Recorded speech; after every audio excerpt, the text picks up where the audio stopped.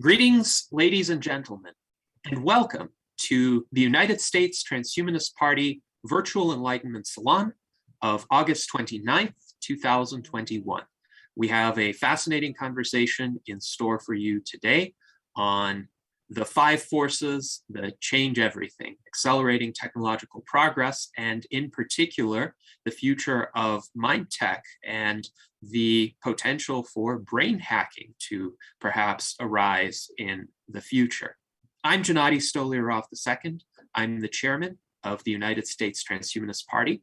With us, we have an illustrious panel, including our Director of Visual Art, Art Ramon Garcia, our Director of Marketing and 2020 US presidential candidate, Charlie Kam, our Legislative Director, Jason Geringer, our Director of Longevity Outreach, Ben Ballweg, our Northern California Liaison, Celeste Castaldo, our Director of Applied Innovation, David Shoemaker, and our special guest is Steve Hoffman. Steve Hoffman is otherwise known as Captain Hoff. He is the captain and CEO of FounderSpace, one of the world's leading startup accelerators. FounderSpace was ranked the #1 incubator for overseas startups by Forbes and Entrepreneur Magazines. Steve is also a venture investor, serial entrepreneur, and author of several award-winning books. These include Make Elephants Fly, Surviving a Startup, and The 5 Forces That Change Everything. And for our viewers, I will put links to these books in the chat as the salon advances. So the 5 forces that change everything is going to be the focus of our discussion today. So welcome, Steve. It's an honor to have you here with us today. And please share with us what the 5 forces that change everything are. Sure, it's fantastic to be here. I look forward to a lively discussion with all of you. There are a lot of topics to cover here because the book, The 5 Forces That Change Everything, is about the future of technology. And it is really rooted in the science that is going on today in universities and institutions around the world and what that science is producing, the results, the new technologies that are emerging now that will fundamentally transform our society, our lives, everything we know, even ourselves, human beings, and what we are. And that's where transhumanism comes in. So I am fascinated by technology. I've been a technologist my whole life. I'm an electrical computer engineer. I'm also an entrepreneur. I've run 3 venture-funded startups out of Silicon Valley. And I am the CEO of FounderSpace, which is a global startup incubator and accelerator. So I've been working with technology throughout my entire career, working with really brilliant minds all over the world, Nobel Prize winners, entrepreneurs, venture capitalists. And at this point, I actually came to the conclusion that a lot of the technologies coming out have really amazing potential. They also are very powerful. And we as a society need to open up a dialogue around these technologies because they have the power in the right hands to do tremendous good and to advance humanity in ways that most people, although the people gathered here today can probably imagine them, most people cannot even imagine. And they also have the potential in the wrong hands to do great danger to our personal freedoms and liberties, to our society, to democracy. So those are some of the things I want to discuss. I also want to go very deep into specific technologies so that you understand what is happening at the fundamental research level, and what is happening at the business level, and the potential for these technologies to enter the economy and enter our lives. Let me start with a presentation that I've put together, which will go over some of the basics in the book, which will seed our discussion. And then I'm going to dive deep on one of these technologies because there are too many covered in the book to do all of them in the time we have. But I'm going to go deep into brain-computer interfaces and mind reading technology. And I'm going to give you some background. And then I'm going to discuss what will be happening with this technology in the coming decades. So let me share my screen right now.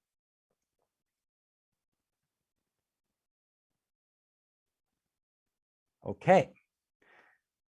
So as I mentioned, I am the CEO and chairman of Founderspace, but most people call me the captain. In fact, Captain Hoff is my nickname in Silicon Valley. It's also my gamer's handle because I'm a big gamer. And I started Founderspace over a decade ago to help entrepreneurs bring their products and ideas to market. So we started in Silicon Valley with a lot of US entrepreneurs, but over the past decade, we have expanded globally. So right now, we have over 50 partners in 22 countries around the world. So before COVID, I was spending 70% of my time traveling globally, working with our partners.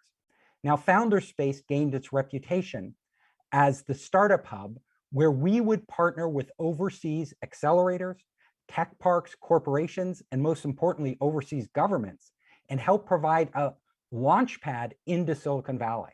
So we have brought hundreds of startups from all over the world, all across Europe and all across Asia into Silicon Valley, helped educate them, help connect them, launch their products, and ultimately get them funded. Forbes magazine and Entrepreneur magazine ranked Founderspace as the #1 accelerator for overseas startups. So we're very proud of that. And Inc. magazine put us in the top 10 of all incubators. Now I want to dive into the 5 forces. So the 5 forces just came out. It just was released on Amazon. It's being distributed by Penguin all over the world. And the 5 forces is all about how technology will change humanity. So let's go into the 5 forces to begin with, so that we can have these as a basis for our discussion. And we can discuss any of these, although I'm going to just go deep on one piece of them. So the first force that is fundamentally changing humanity is mass connectivity. And we all know that mass connectivity has been at the heart of the change of human civilization. Everything from written language, the first time we were able to preserve our thoughts from generation to generation, pass information in written format, to Gutenberg with the printing press, which disseminated this information widely, made it available to the masses, all the way to the internet, which the internet itself has been such a profound change for humanity because everybody, everywhere in the world, can potentially access all the information we have.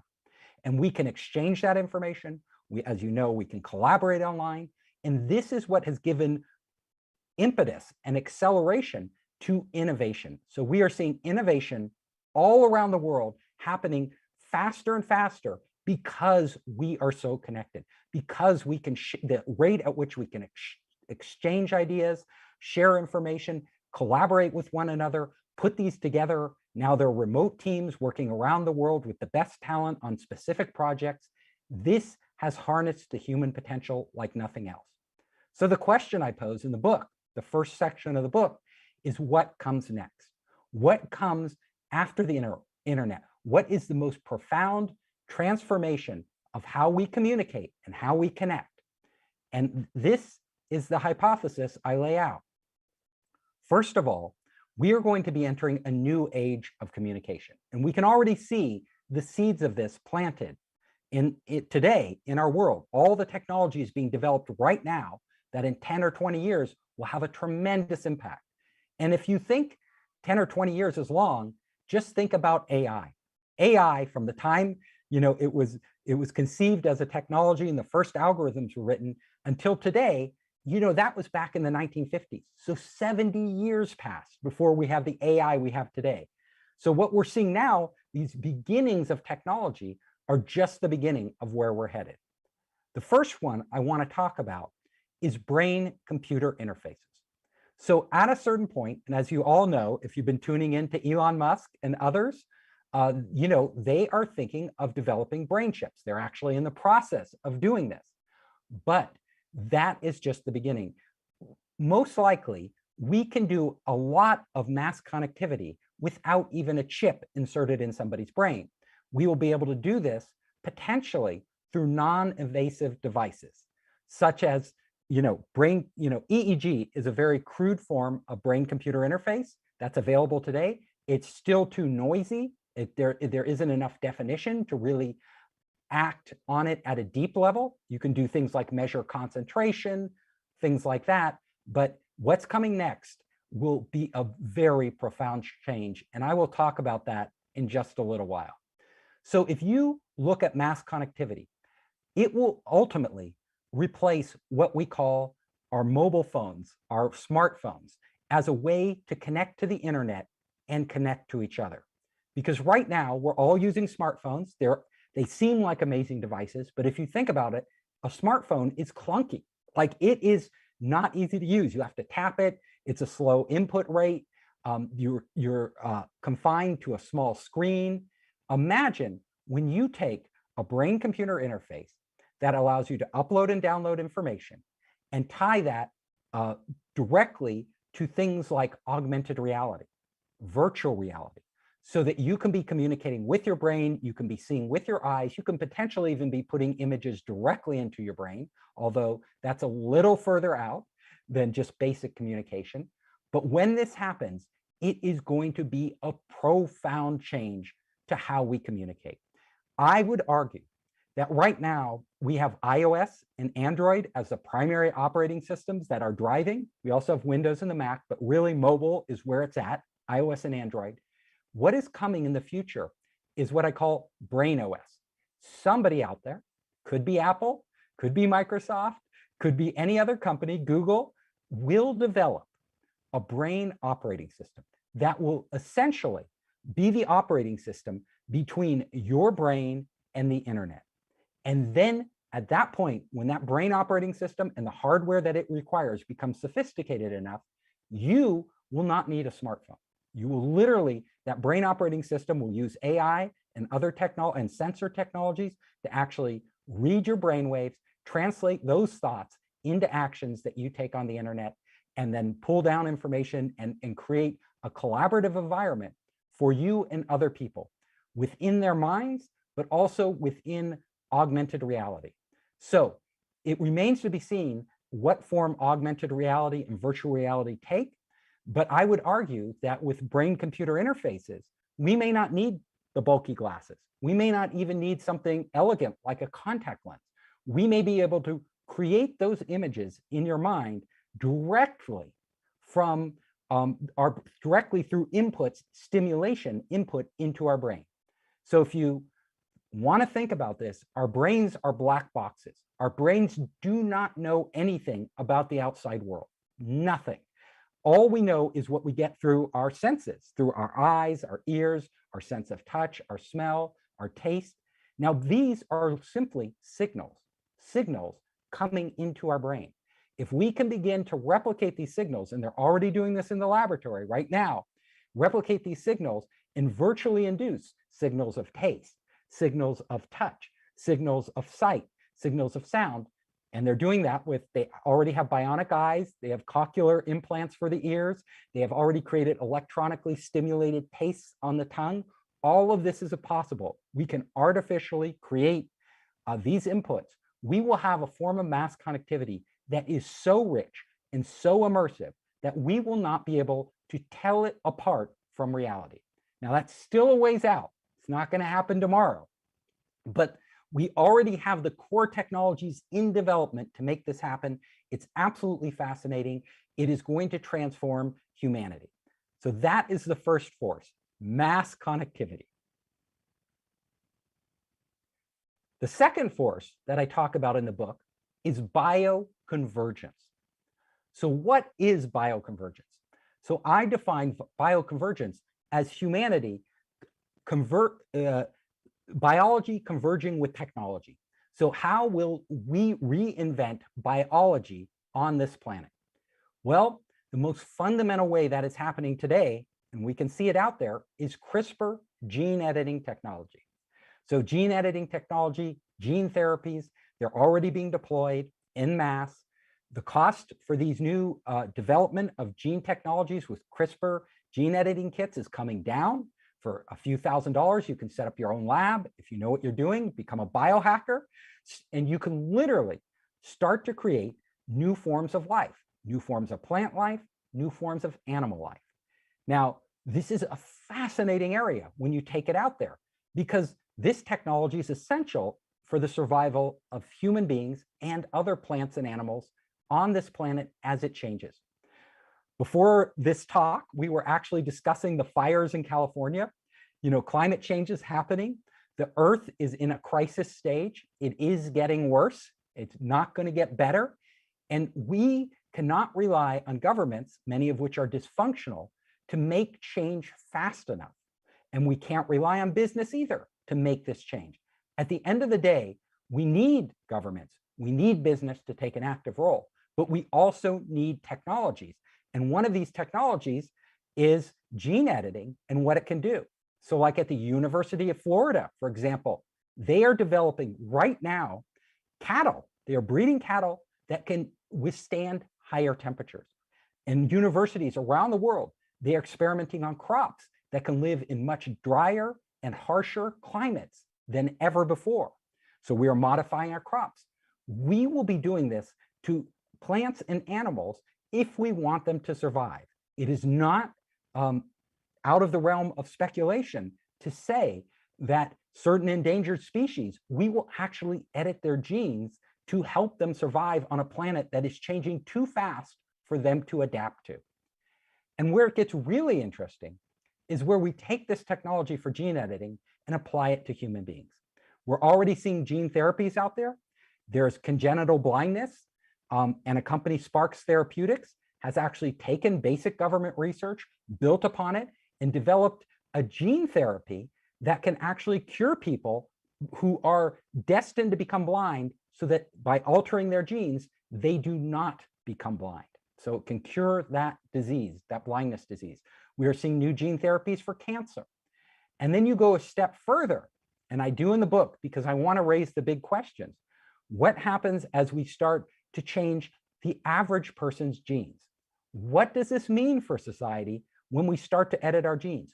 Who will receive this and who won't? We've already seen in China that a rogue scientist went out and gene edited babies so that he could actually try to prevent HIV/AIDS from happening, because the mother had HIV/AIDS and wanted to protect the babies. Well, the scientists did this in a very risky experiment where the results are still unknown, because CRISPR is still in its infancy. It is still a crude tool compared to what we will have in the future. And we don't know, those babies were born, but what will happen to them? Will they have genetic defects that we couldn't predict? So the world condemned that. However, there will come a point in the future where the risk versus reward will make sense. If you know your child will suffer some horrible disease and you can intervene in advance and reduce or totally eliminate the chance of the child having that disease by editing the genes of the child, what parent wouldn't take this chance? And we will see in the future, these services will pop up already in Russia and some other countries. You know, scientists are saying, look, if the US won't allow it, if China won't allow it, if Japan won't allow it, or Europe won't allow it, come to us. We will perform these experiments on your children and actually work with you to prevent these diseases. Whether it's ethical or not, that's a question we have to discuss. And where, you know, what is that line where you cross to become unethical from being ethical? Also, it's not just restricted to preventing disease. What if somebody wants to make their child smarter? What if somebody wants to change the hair color, skin color, or eye color of their child? What are the ethical issues surrounding this? What are the technical barriers for this? This will and can happen. It's already happening with in vitro fertilization. We can actually pick, mix and match the eggs to get the right hair color, the right eye color. Parents can pay for that today. It used to be a controversial issue when it came out. It is no longer. Norms of society change. With bioconvergence and what's happening, it is going to be amazing. And actually, it's going to be revolutionary. We are going, I predict, ultimately, to create a new species of Homo sapiens. We will not be the human beings we were of the past. We will evolve into a new species. Basically, we are becoming gods. We are able to create life on this planet that never existed and actually guide it and circumvent evolution. Like, so we can take evolution into our own hands. And it's not just humans. I talk about in the book, in the lab, they are working on chimeras, basically taking genes from different animals and combining them. Right now in the laboratory, like at UC Davis, my hometown town is Davis, they actually have, bred animals like a geep, a goat and a sheep. So an animal that has goat genes and sheep genes together. It's kind of creepy, but that animal exists. And they are developing more and more transgenic animals in laboratories. So this is possible. We will be combining all sorts of genes. There will be plant genes and animal genes of different species together to create new creatures that we couldn't have even conceived of, except maybe in the most bizarre science fiction novel. And in the laboratory, you're able to do this. So what will the future portend for this technology? What does it mean? These are questions I want to discuss with you today. There are also other questions that come out of bioconvergence and what I talk about in the book, and that is gene drives. So we now have the ability to literally engineer a genetic entire species as they populate the planet. So, for example, in New Zealand, they have been having a controversy over whether to launch a gene drive to wipe out rats. The rats have been killing off birds. They've been eating the eggs of birds, and these rats are an invasive species. So some scientists wanted to come in there and actually genetically modify the rats so that when they breed through a gene drive, they actually die out. Now, is that a good thing? Well, it could save a lot of endangered birds in New Zealand. Is it a bad thing? Well, once you do this, these gene drives can go out of control. What if one of those rats hops on a ship and goes to another country like Australia and then spreads around the world? Would we wipe out rats globally? Some people would say that's a blessing, but other people say, who are we to make this decision to wipe out rats, even though the rats are killing off other species? These are very interesting topics to discuss, and they will become more and more relevant because we are using gene drives and will be using gene drives in all sorts of areas to wipe out mosquitoes and malaria. They're already doing that. They're already experimenting with ticks, with Lyme disease and all these other diseases that ticks carry. Could we create a gene drive to wipe them out? And can we do a safe gene drive? Again, this technology has huge power. It also has huge dangers. What if some terrorist organization starts manipulating genes through one of these gene editing technologies and releases that? How might that affect the world? Again, I want to discuss this with you today. Human expansionism. The third force, the third section of the book, is about human beings and our desire to expand, to know more about the cosmos in the big picture, and to know more about the unseen world of molecules, of atoms, of nanotechnology.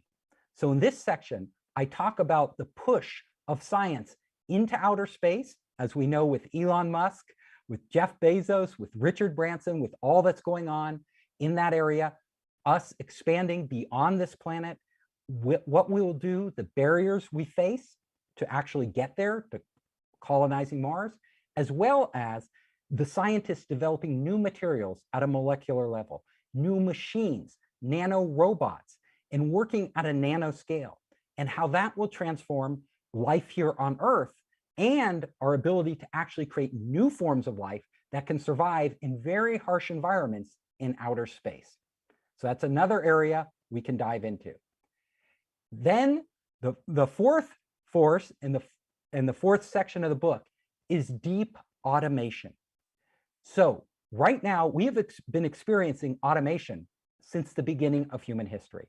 Since humans got together and actually figured out how to do something more efficiently, all the way through the Industrial Revolution with the automation of factories and mass production, through to today, where we have tools for automation, and I call it deep automation because it goes much further than ever before in history. This is because we have tools like artificial intelligence, deep learning, machine learning, IoT, robotics, that are allowing us to literally automate every process on our planet. Like everything we do as humans and things we cannot even do as humans will be automated in the future. What does that mean for our society as we automate everything? Now, let me give you a small example of what to think of, and I go much deeper than this in the book, but it's really important to think of this. Imagine a world in the future where not only chores were automated, like right now, all of us are using tools to automate what we do. We're using email, we're using autoresponder. You know, if you use Google and you're typing, it will complete your sentence for you. There are tools out there, you know, voice recognition software, you know, factories are being automated. This is just the basics. With the technology we have today, we will be able to go much deeper. With just today's advances, incremental advances in machine learning and deep learning technologies, we are going to be able to automate much of what we do, and most importantly, our decision making. So for a lot of people, like we would welcome automation. So for example, I want to know what the best thing that I would like to watch tonight on Netflix is. Great. I can use an AI can tell me, it can show me what the things I would like the most based on my previous viewing history and people like me and what they view. Very simple. I want to know potentially where to eat, what restaurant to go.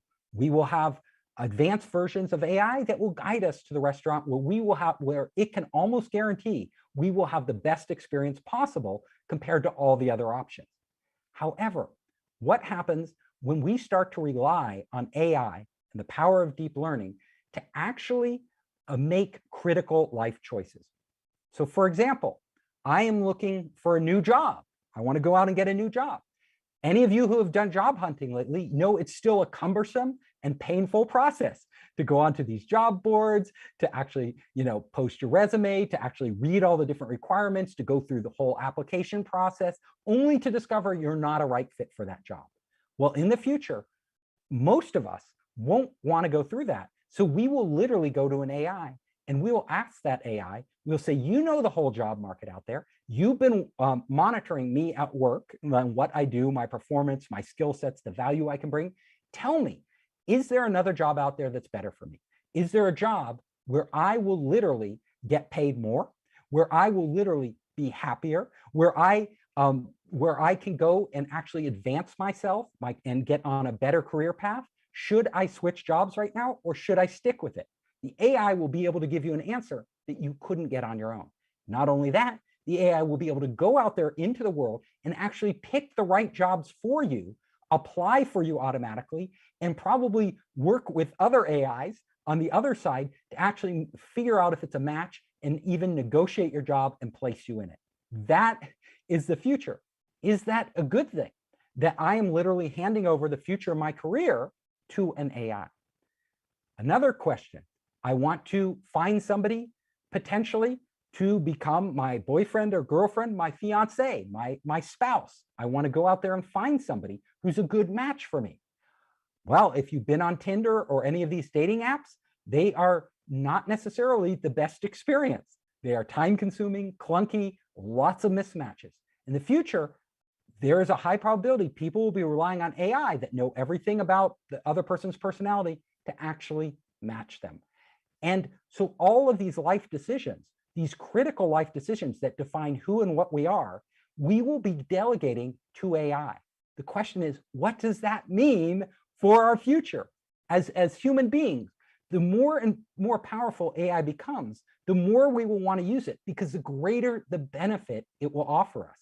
So this massive amount of benefits will make it almost irresistible for us to use it. At the same time, the more we use it, the less decisions we are making for ourselves in our own life. And this is, I gave you personal examples in your personal life, but it will happen in business, making business decisions. The critical decisions of a company will be more and more delegated to AI. Humans will be stepping back and actually monitoring these, but they will not be actively making these decisions. That will occur in the business space at an ever increasing rate. It will occur within government. We will see entire branches of government being automated by AI taking over and managing these. economies. We can already see this on the trading floor. People still trade stocks, but ultimately the AIs will win. They will have more data at their disposal. They will be faster and better at making all these financial decisions. So entire markets will be run by AIs, potentially with humans playing a very small part in these markets. The AIs doing the majority of the decision-making, the majority of the trading and buying and selling. It doesn't matter whether it's the stock market, commodities market, crypto markets, markets where that are created within these websites for people to exchange services. All of these things, AI will be playing a role. And then ultimately, as these AIs become more and more powerful, as everything gets automated, what is the role of human beings? What is our job on this planet? Do we enter a jobless society? And what does it mean to have a jobless society? Is this a good thing? Is it a bad thing? All of these questions I lay out there. I also go very deep into new forms of entertainment, both audio entertainment, visual entertainment, virtual reality entertainment, created by AI, by automation. So all of our media and stuff will be automated. It will be created by artificial intelligence. I raise the question, can AI create art? Is art something only a human with the understanding of human emotion and human experience can create? Or can AI create that? We can debate that today. I have a lot of ideas on that. Then we segue into the final chapter, or the final section, I should say, of the 5 forces. The final section is the intelligence explosion. That is when AI goes from AI as we know it to AGI, artificial general intelligence. That's an intelligence that can not only match human beings, but exceed human beings. So there will come a point where the intelligence of computers, right now we can see AI is very powerful, right? Very powerful, but it's narrow AI. It's a narrow intelligence, specifically focused on solving certain problems. That AI can be incredibly smart at getting my car without any accidents from point A to point B, but that AI will have no idea what, the context of what it's operating in. It will not understand what a city is, what a road is, what human culture is. The AI doesn't understand that. It just knows how to drive a car intelligently from point A to point B. We have all these AIs in the world now that are really narrow, that can do an incredible job exceeding human beings, but they don't understand anything contextual about the world. They don't have any sort of intelligence that allows them to really understand what is going on in the world around them. That will change. We will be reaching a point where AI will actually be able to understand the world at much the same level as human intelligence. What does that mean? Will this AI be conscious? What is consciousness? These are questions I raise in the book, and I go very deep on them at both a philosophical level and a scientific level. What does it mean to be conscious, to have perception, to understand the world? Can software be conscious? There are a lot of philosophers and a lot of scientists who argue that software can never be conscious. Only hardware could be conscious. Consciousness has to happen and emerge through physical properties, not through software. Other people don't think that's true. They think there can be emergent consciousness in software. We are going to find out, because we are going to be hitting the point in the coming decades where we will be creating AIs so intelligent that they can surpass humans by an order of magnitude, 2 times, 3 times, 10 times, 1,000 times smarter than people. What is it to live in a world with AI like that? Will AI, when it becomes so intelligent, be able to literally control our destiny? Will we lose control? People like Elon Musk, Bill Gates think that is a definite possibility, and they're afraid of it. Is there any way to stop this from happening? That's another question. And what will it be like to live with artificial intelligent beings? What will it be like to live with a robot that looks human? Because we will be able to design robots that are almost indistinguishable from human beings. A robot that has an intelligence that matches or exceeds our own. Would we be able to fall in love with that robot? More importantly, would that robot be able to fall in love with us? The answer is we would definitely be able to fall in love with the robot. And I go through a number of experiments they've done with adults and children on how they empathize and relate to robotic machines that they think have intelligence. It's absolutely clear that we can love robots. Can a robot love a human being? I want to discuss that with you because there are a number of people out there who say this is very dangerous. A robot could never love us. It could only feign love for us. It would never love us in the way we love each other. Other people say, look, we are just biological robots. If we can have these emotions and we don't even know what real love is, we only know what we feel, but we don't know, there's no clear definition of love or consciousness or any of these things. Why could we say that a robot couldn't possess these? It's a really interesting discussion. And then the question comes, will these machines, these intelligent machines, these hyper-intelligent machines, what sort of world will we create with them? Or will they create based on what we have given them, the superpowers that we have given them? And will this be a benign world? Will this, what will they do once they have this intelligence that can go so far above us? Will they become like gods? Will we merge with them? Will we, through our brain-computer interfaces and other technology, somehow become part of them? That is the intelligence explosion. And that is the conclusion of the 5 forces. So I want to go to the next part, and I want to dive deep onto a small slice, a very small slice of the book, and go deep here to give us more fodder for discussion in today's salon. So I want to go very deep on what is, a small part of the book called Brain Hacking and MindTech. So right now, I'm just fascinated. So I have worked with some very large companies, some of the largest tech companies in the world on this exact thing, consulting with them. I've worked with a number of different startups developing this technology on the cutting edge of developing the next mind technology software, the technology to read our minds. And I will tell you that throughout human history, we have been, human brains have not changed for over 100,000 years. We literally have the same brains as our prehistoric ancestors, which is remarkable when you think about it, because the world has changed incredibly. Like everything, our prehistoric ancestors wouldn't recognize the world we live in today. They could have never imagined the world we lived in today. Even people 100 or 200 years ago, if you start talking to them about virtual reality, about the internet, about software, about all these things, it would blow their mind. So the question is, why is this possible? Well, the answer is that our minds, our brains are literally very malleable. They're an amazing organism. They recognize patterns. They can actually adapt. They can rewire themselves. So people can rewire, your brains can literally be rewired and are continually being rewired throughout your lifetime.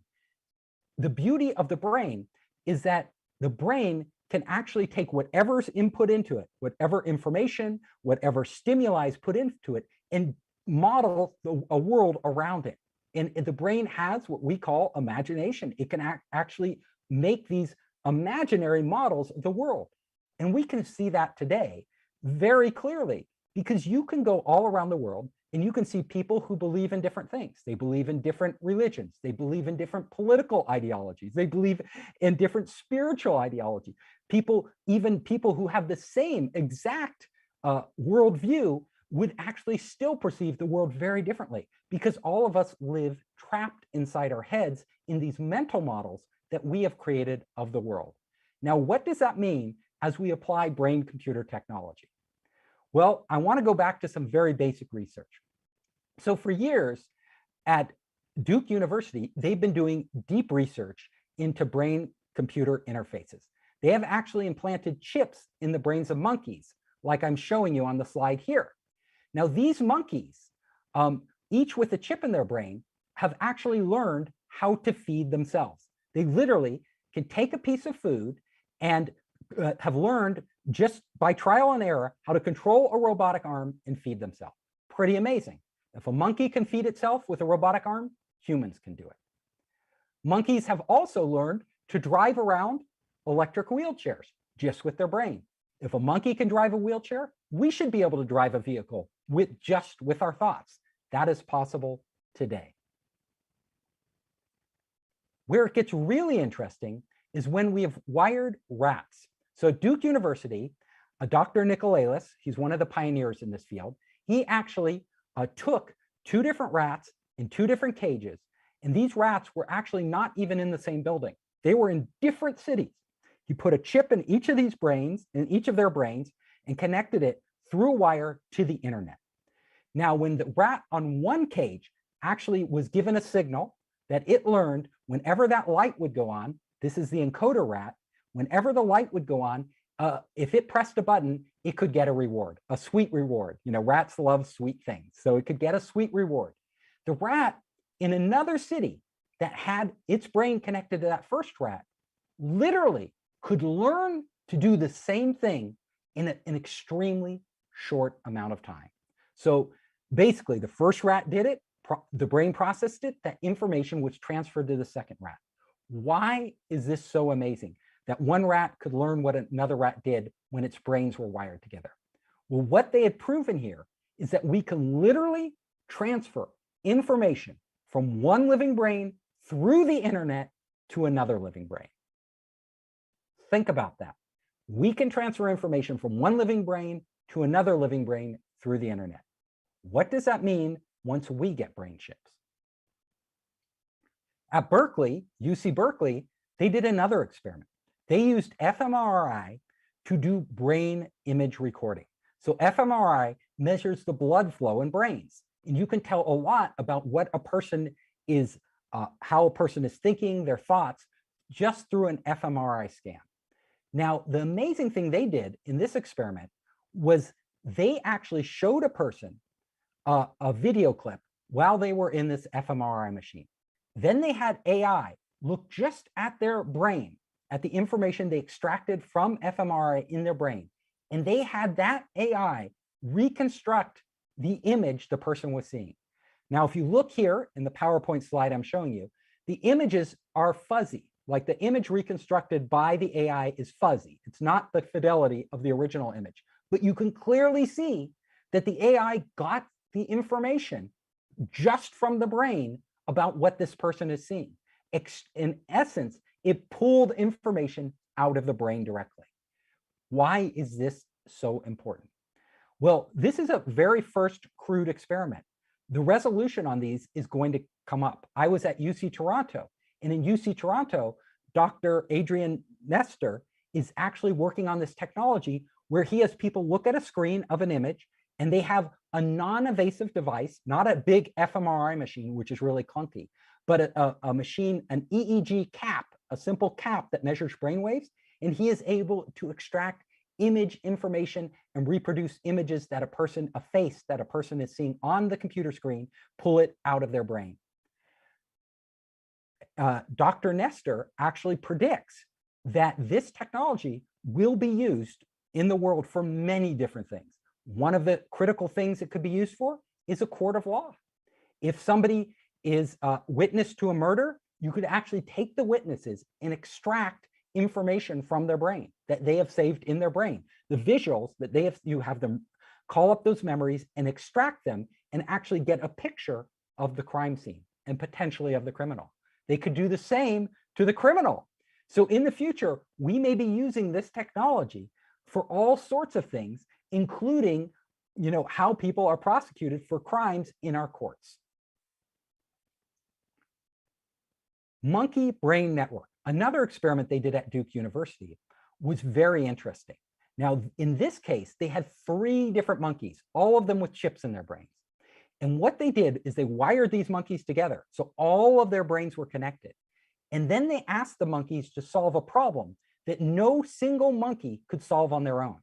And that is, each monkey could only see a 2-dimensional screen. Imagine a computer screen in 2 dimensions, and they can move it on the X and Y axis. However, each of the 3 monkeys was given a different axis to look at. And when you combined their perspectives, it created a 3D space. So they would reward the monkeys if they could move a cursor in 3D space to exactly the right location, with each of the monkeys only seeing one perspective of the 2D of this model. Now, no monkey could ever do this alone, except by, well, they couldn't even solve the problem alone. No monkey could do it. However, when these 3 monkeys are wired together, they actually were able to solve the problem at an increasing rate. So they could actually do it in a shorter and shorter and shorter amount of time, the more these three brains work together. They called this the brain net. Literally, the monkey's brains, three separate monkeys, were working as a single brain, even though they were in separate beings. So by wiring them together, they created a brain net, a single meta brain over these three separate brains because they are wired together. And the monkeys could do this without even really consciously understanding what they were doing. It was all on the subconscious level. And I want to tell you, if you think this is strange, our brains are strange. Read a bunch of books on neuroscience. I have read too many books on neuroscience. I can tell you that roughly 90% of the things our brain processes is at a subconscious level. We are not even aware of it. And you can think about this, like when you're walking, you don't think about how you're walking, your body just does it. When you ride a bike, your body just knows how to ride that bike once you've learned it. When you want to avoid something like a car coming at your bike, a lot of times you will react subconsciously before you do consciously to that oncoming threat. Your part of your brain will actually be monitoring and hear it, and it will actually cause you to jump back from a curb or steer your bike in a certain direction to avoid getting in an accident. All of this processing power at a subconscious level can potentially be harnessed by brain-computer interfaces.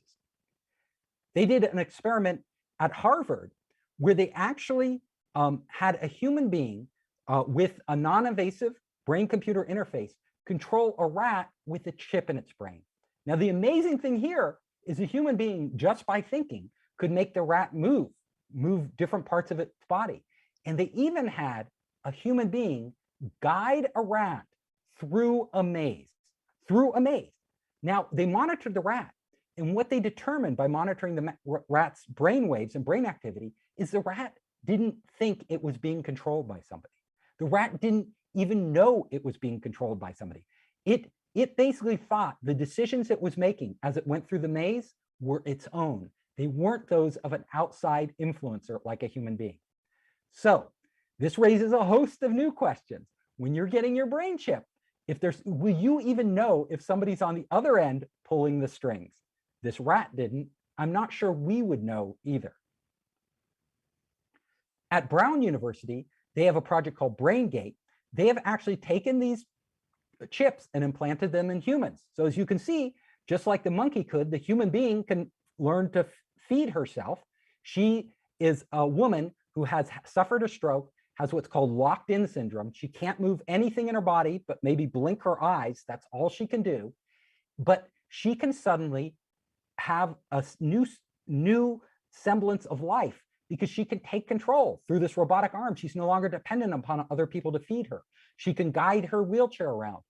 They've even used these brain chips to allow people to send text messages to each other, to control devices like an iPad. It's absolutely amazing. And this is just the beginning. And if they can do it for somebody in extreme medical need, which of course will be the first use cases, they can definitely do it in the rest of us in the future with more advanced devices that would potentially be non-invasive. Now, Elon Musk has been doing a lot of talking with Neuralink. As we've known, if you've been keeping up on it, Neuralink's had some problems. This brain-computer interface stuff isn't as easy as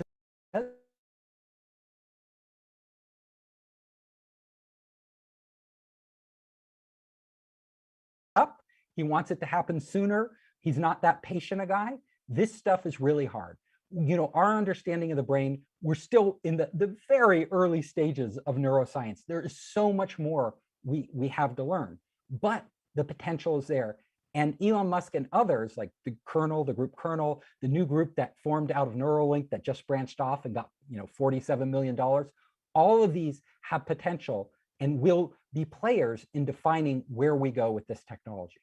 There are also big companies out there like Facebook that are investing a lot in brain-computer technology. Now, Facebook had an original plan to use these basically lasers that you would fire into the brain. That would actually be able to light up the brain and tell what was going on inside. That technology didn't pan out. Now they've acquired a startup that actually makes bracelets that can, basically tap into the signals flowing through your hands and actually use it to control virtual reality devices. They're experimenting with that. Facebook's ultimate goal, and Mark Zuckerberg has said so, is to be able in the future to make it so you can text just by thinking. But again, we have to ask the question, do we trust access to our brain to a company like Facebook? We all know Facebook's track record is not that great at protecting our data. Do we think they would be any better at protecting what's in our brains? And that material there, our memories, our thoughts, who we are, our personality, very precious to us. So these are issues that we're going to have to face in the coming decade because these companies are going to be rolling out this technology. You can go on Amazon today. You can buy an EEG device for meditation that will help you meditate. Can help you control a drone. Still very clunky. These are crude devices. They're not refined yet, but they will show you the potential. Interaxon is one of the best of them. They have a product called Muse. There are a number of other competitors out there. DARPA, that funded the internet, has a new initiative called N3, N cubed. It is to make non-invasive brain-computer interfaces using new technology. These are using ultrasonic sound technologies, other technologies that can map the brain without us having to insert brain chips. Why do they want to do it?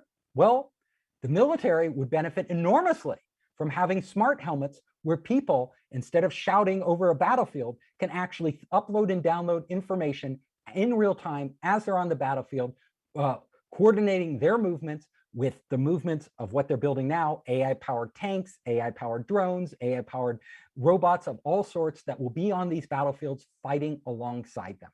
So every human in the future will be integrated into this network of, it's basically one giant war machine, one giant networked war machine. That is DARPA's goal, although this technology, just like the internet, will bleed into general society, into enterprise. They'll pick up on this and it will be deployed widely for all sorts of different purposes. Now let's get into the super fun stuff. What happens when we are able to download information to our brain? This will be the first step. And this technology will come, and it is already here. We're already starting to see some of this, but it will be very interesting with human beings when we are able to, for instance, access whatever we want on the internet just by thinking. You can imagine we could download foreign languages. We could solve any mathematical processing. All the power in the cloud, all the processing power, all the memory in the cloud could be at our disposal, allowing us to do tasks today that no human could imagine doing and seamlessly with our lives. So all of us, just like we are wed to our smartphones today, just like we can't walk out of the home without a smartphone because we feel like something's wrong, we're disconnected from the world.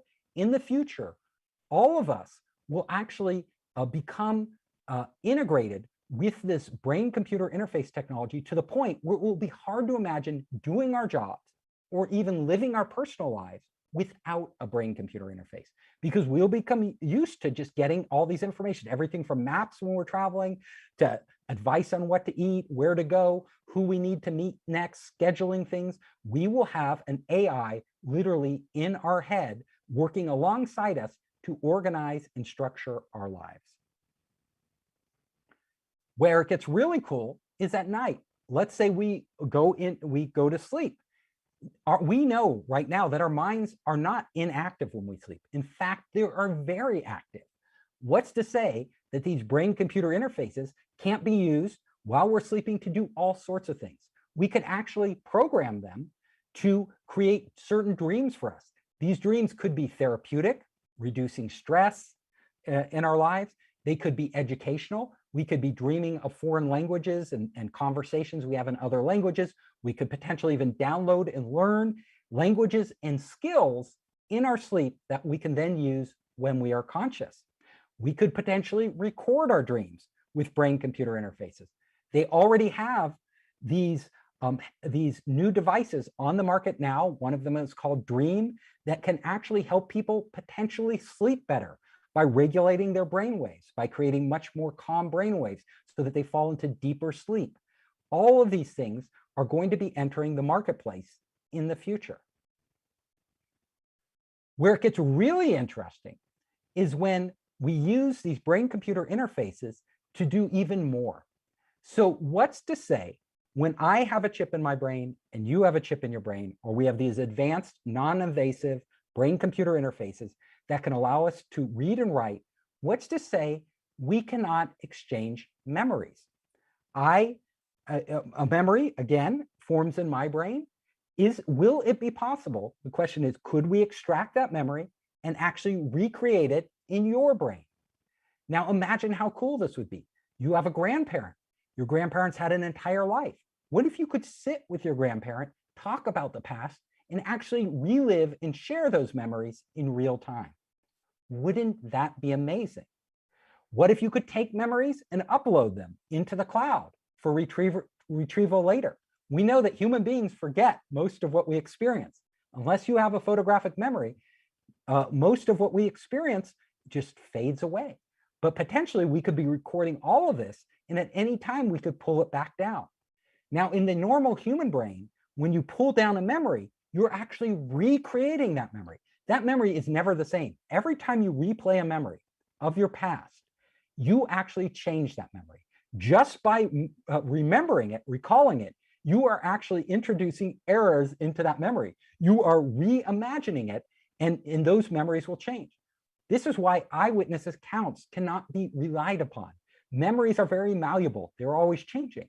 But would it be possible with a brain-computer interface to actually upload a memory and preserve it as close to the actual experience as possible, like when it's really happening, so that when you pull it back down, it isn't a distortion of what that memory was, constantly being degraded over time every time you recall it, but you can actually pull back the actual original memory in its pristine form.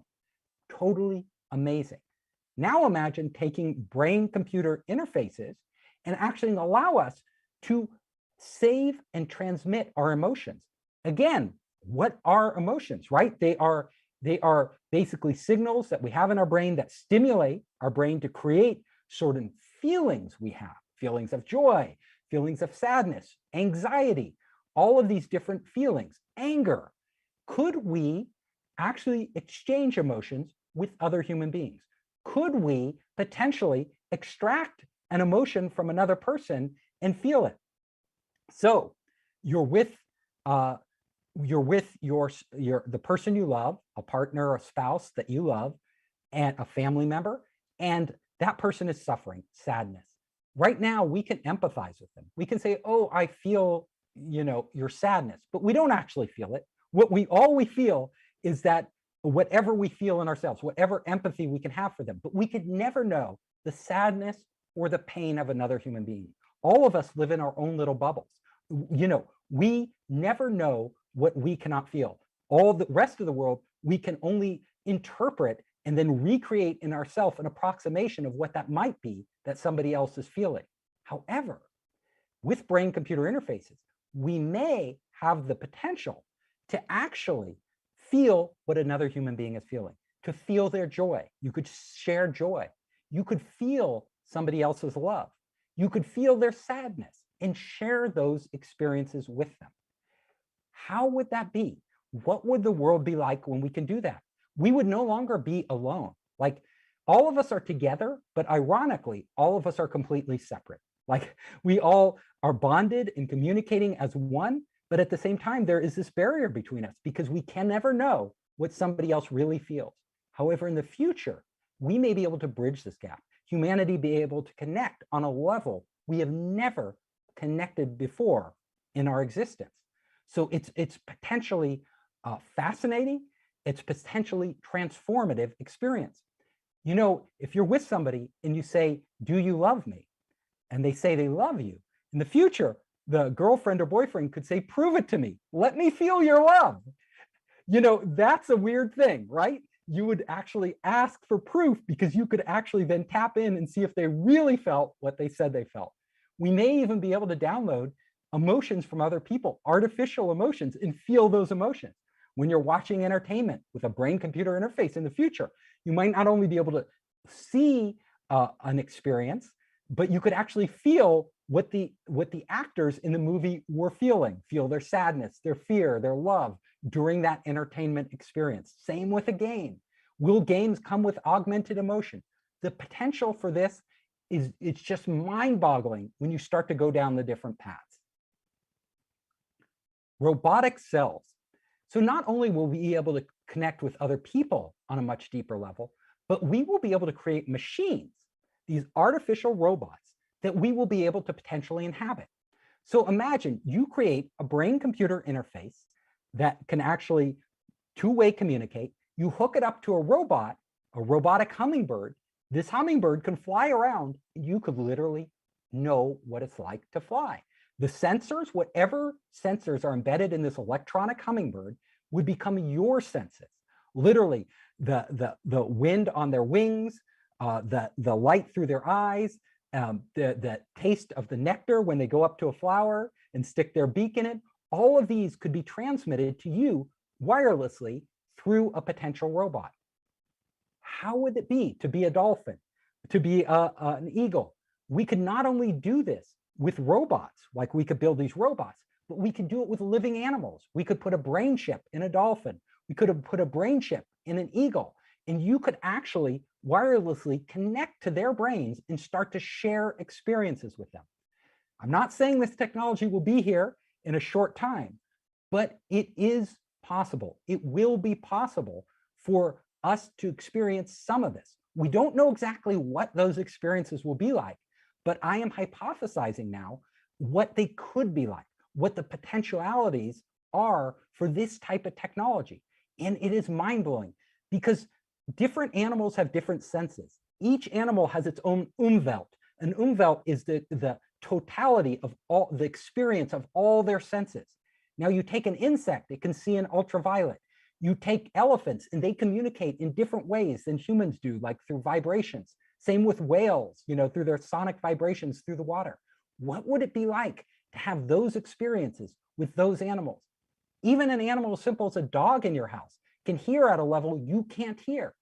A cat, you could actually start to experience and share experiences with living beings all around you, as well as with robots that are equipped with sensors that go far beyond the human spectrum of what we can sense, that could sense ultraviolet, that could sense all these things happening, electromagnetic fields in the world that we can't sense.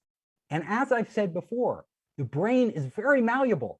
So all this information, all this input we're getting would actually start to become our own. We would actually synthesize that, and who we are as a person would change through the experiences we're having through brain-computer interfaces with both mechanical, created things and actual living beings.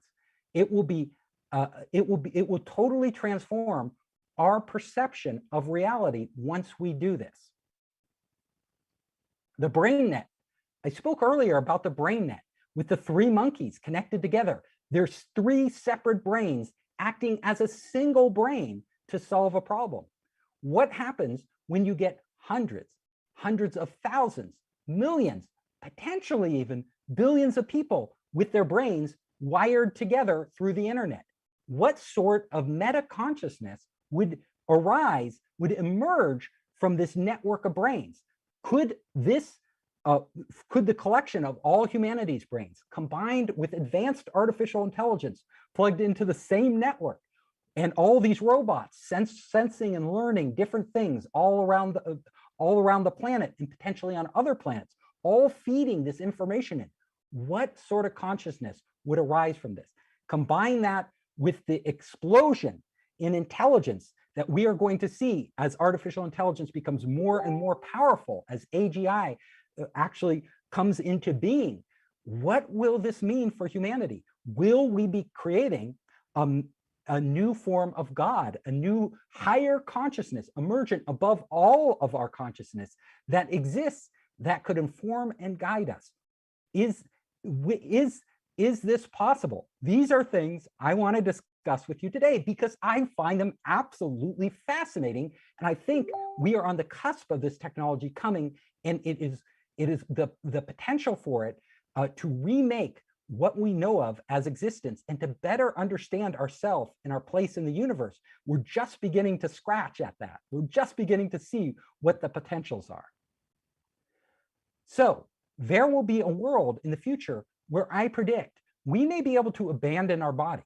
Like we may be literally able, through brain-computer interfaces, through uploading our intelligence into the cloud, to leave a single body and inhabit multiple bodies, to combine bodies, to combine consciousnesses, to become a part of a greater consciousness. There are many religions out there. Whatever you believe, that's fine. But many and most of these religions, when they describe heaven or they describe nirvana or the Buddha describes a greater consciousness, is that what we're moving towards? Where all of our intelligences, where we will actually leave the physical world and actually our consciousnesses will merge together in this sort of meta world outside the realm of what we can possibly think or imagine today. Literally, we could be creating heaven on earth. That is the potential of this technology. But at the same time, there is a hell out there. And nothing is ever all good or all bad, the yin and the yang. It's always a combination of both. Now, I alluded to earlier the potential for brain hackers. So with all this amazing stuff I've described out there, we have to be careful, because as soon as we put these chips in our brains or even put on a non-invasive brain-computer interface, we are literally opening our minds up to hackers. We already can see now that there is nothing in the world that is secure. Anybody who tells you that their system is hacker-proof is either delusional or they're lying, because anything potentially can be hacked. That would mean no matter how sophisticated our brain-computer interfaces, no matter how advanced our cybersecurity, even if we put all these on the blockchain potentially, even if we protected them using quantum encryption, which we will have to use if we're going to do this, will they potentially be able to be hacked? The answer is always yes, always. Now, today, if somebody hacks your smartphone and they could steal your identity, they could make your life really difficult. But if they hack your brain and they steal your identity, you as a human being, they could literally obliterate you. They could either control you without you knowing it. They could, let's say, selectively delete and replace memories. They could potentially get you to take actions that were against your own free will and were actually detrimental to you. Imagine what happens not when just rogue hackers get a hold of this technology, but imagine what happens when nefarious governments get a hold of this technology and start using this to control their populations. They could literally remove free will. Free will, our own volition, is what we believe, at least all of us believe we have it, is what makes us human. When this is taken away from us, potentially through these devices, for some parties to control other parties, it is a very dangerous game we're playing. And this is why I wanted to open up this dialogue so that all of us can discuss both the positive and absolutely amazing benefits, as well as the dark side, because I believe we are entering a future that is up to us. We as human beings get to decide which path we go down. It could either be heaven on one sense, with all the technologies I've described to you today. There are absolutely amazing benefits that could transform, that could fundamentally eliminate disease, eliminate poverty, eliminate, make everybody educated, make us connect at a much deeper, more profound level, and experience the world and understand the world in ways we've never have. That's heaven. There could be hell, where we literally lose our humanity, lose ourselves, lose control of this world through the technology. How do we balance those out? And how do we, and many of the people on this call today, we are the ones on the cutting edge. We are the deep thinkers about this technology. It is up to our generation, since this technology will be introduced most likely in our lifetimes. How will we put this technology to use? What limits will we put on it? How will we guide it so that we come out the other end, humanity comes out much better rather than much worse? So I want to conclude this talk thanking you for taking the time to listen to this, to discuss with me. If you want to get a hold of me in the future, you can find me at foundersspace.com. That's my website. You can contact me right on that page. You can find out about all my books, Make Elephants Fly, Surviving a Startup, and what we discussed today, the 5 forces. And most importantly, I want to engage with people. I want to engage with you and with the world to actually raise the level of dialogue we're having, to really get society talking about this, the most profound thinkers in the world discussing this, so that we can chart a course so that we can have better outcomes. We can actually take control instead of just letting it happen. We can actually define the path that we take that will be best for us. So you can find me on Founderspace or any of the social networks like LinkedIn. Just search for Founderspace. Now I will release the screen to you and we can open it up for discussion. Thank you so much. Thank you very much, Steve, for that fascinating overview of many emerging technologies that stand poised to transform the human experience. And we've certainly had a lot of engagement from our audience on these subjects, but I'll start with a more general question to get your idea about timeframes and the sequence of arrival of these technologies. So of the 5 areas that you discussed, which do you think will become the most prominent first? And I suppose I'll clarify that by becoming prominent, I mean becoming readily available to consumers in everyday applications. So going beyond the lab or going beyond some advanced industrial applications and being omnipresent in everyday life, just like these smartphones are omnipresent in everyday life right now. So I will answer that question. First of all, putting a time frame on these is always difficult. Ray Kurzweil does it. He loves to put, on singularity and everything else, but nobody really knows. I mean, because there's so many variables that we can't predict in the world. And a lot of times there's different technologies are reliant upon other technologies and whole ecosystems of technologies to actually reach the level where it's usable. Like AI, it's been around a long time, but they didn't have the whole ecosystem, the whole infrastructure with data, with the internet and everything else to make AI super usable. We have that today. So to be short and answer your question, AI is rolling out right now. When I said deep automation, that's happening today. Like we're seeing it every day. New companies, new applications rolling out. What I was talking about, though, is it's going to just be a steady progression, right? We're going to see AI is sweeping. There's literally no industry or no activity that human beings do on this planet that cannot benefit by being made smarter. And so AI it's like electricity. It applies to everything, like every business, every activity we do on this planet. And it will at a very, an accelerating rate, it is transforming this world. So that's number one. CRISPR gene editing, it's here right now. Like, will the gene editing tools get substantially better? In fact, exponentially better? The answer is yes. Like, they're very crude right now, the gene editing tools. We're going to see amazing advances in the next decade. But those are here. Gene therapies are rolling out. We're going to just see a flood of gene therapies rolling out based on gene editing over the next decade. It's going to be amazing. Brain-computer interfaces, they'll take a little longer. That technology, although it's here and although I showed you in the lab, it can do pretty amazing things. We still have a ways to go because, for example, implanting a chip into your brain, there's not just a question of will it work or whether it's comfortable or uncomfortable, and we're miniaturizing these so that they can be pretty small and not really noticeable. But these chips can degrade over time. They can potentially cause brain damage. There's a lot of, when you put materials in your brain and actually drill a hole in your brain, most people don't want to take that risk. Let's face it. On the medical side, if you have locked-in syndrome, you'll do it, right? You got nothing to lose, basically. Your quality of life is so low. But for most of us, we won't do it. And then there are all those fears that people have. So brain-computer interfaces face a number of hurdles still before we will see mass adoption. First of all, are they healthy for us? Second of all, do we really want them? And do we trust them, even more importantly? So that's one.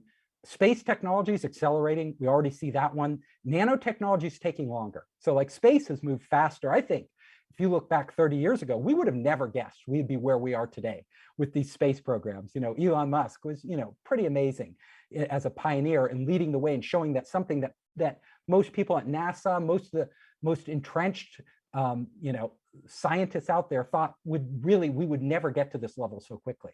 But we have. So space is actually exceeding our expectations. It's actually, the space race is moving faster than any of us anticipated. And then other things, one of my father's best friends, he was a professor at UC Davis. One of his best friends was Paul Mahler. And Paul Mahler, like 50 years ago, was trumpeting the flying car. Like he was like the guy. I don't know if you know him, but he was on the cover of Popular Science and all this, like for decades. Like he was Mr. Flying Car. Now he's really old, unfortunately. And he'd been working on this technology forever, but the technology just wasn't quite there, right? It was too clunky, but with drones and all this stuff, flying cars are actually coming. Too bad he's retired. But it took a lot longer, decades and decades longer than he expected. So we will see, and this is the exciting part, is I don't have a crystal ball, but I do the best I can. But we will see in the coming years that some of these technologies will exceed our expectations. Like they will just become much faster, and they will come with many more surprises and much more powerful implications than even I have described in my book, than we anticipated. And others that seem so simple, like the flying car that we could imagine back in the 1950s, will take much longer to actually get here. So that's what we're going to see. That's what I could tell you for sure.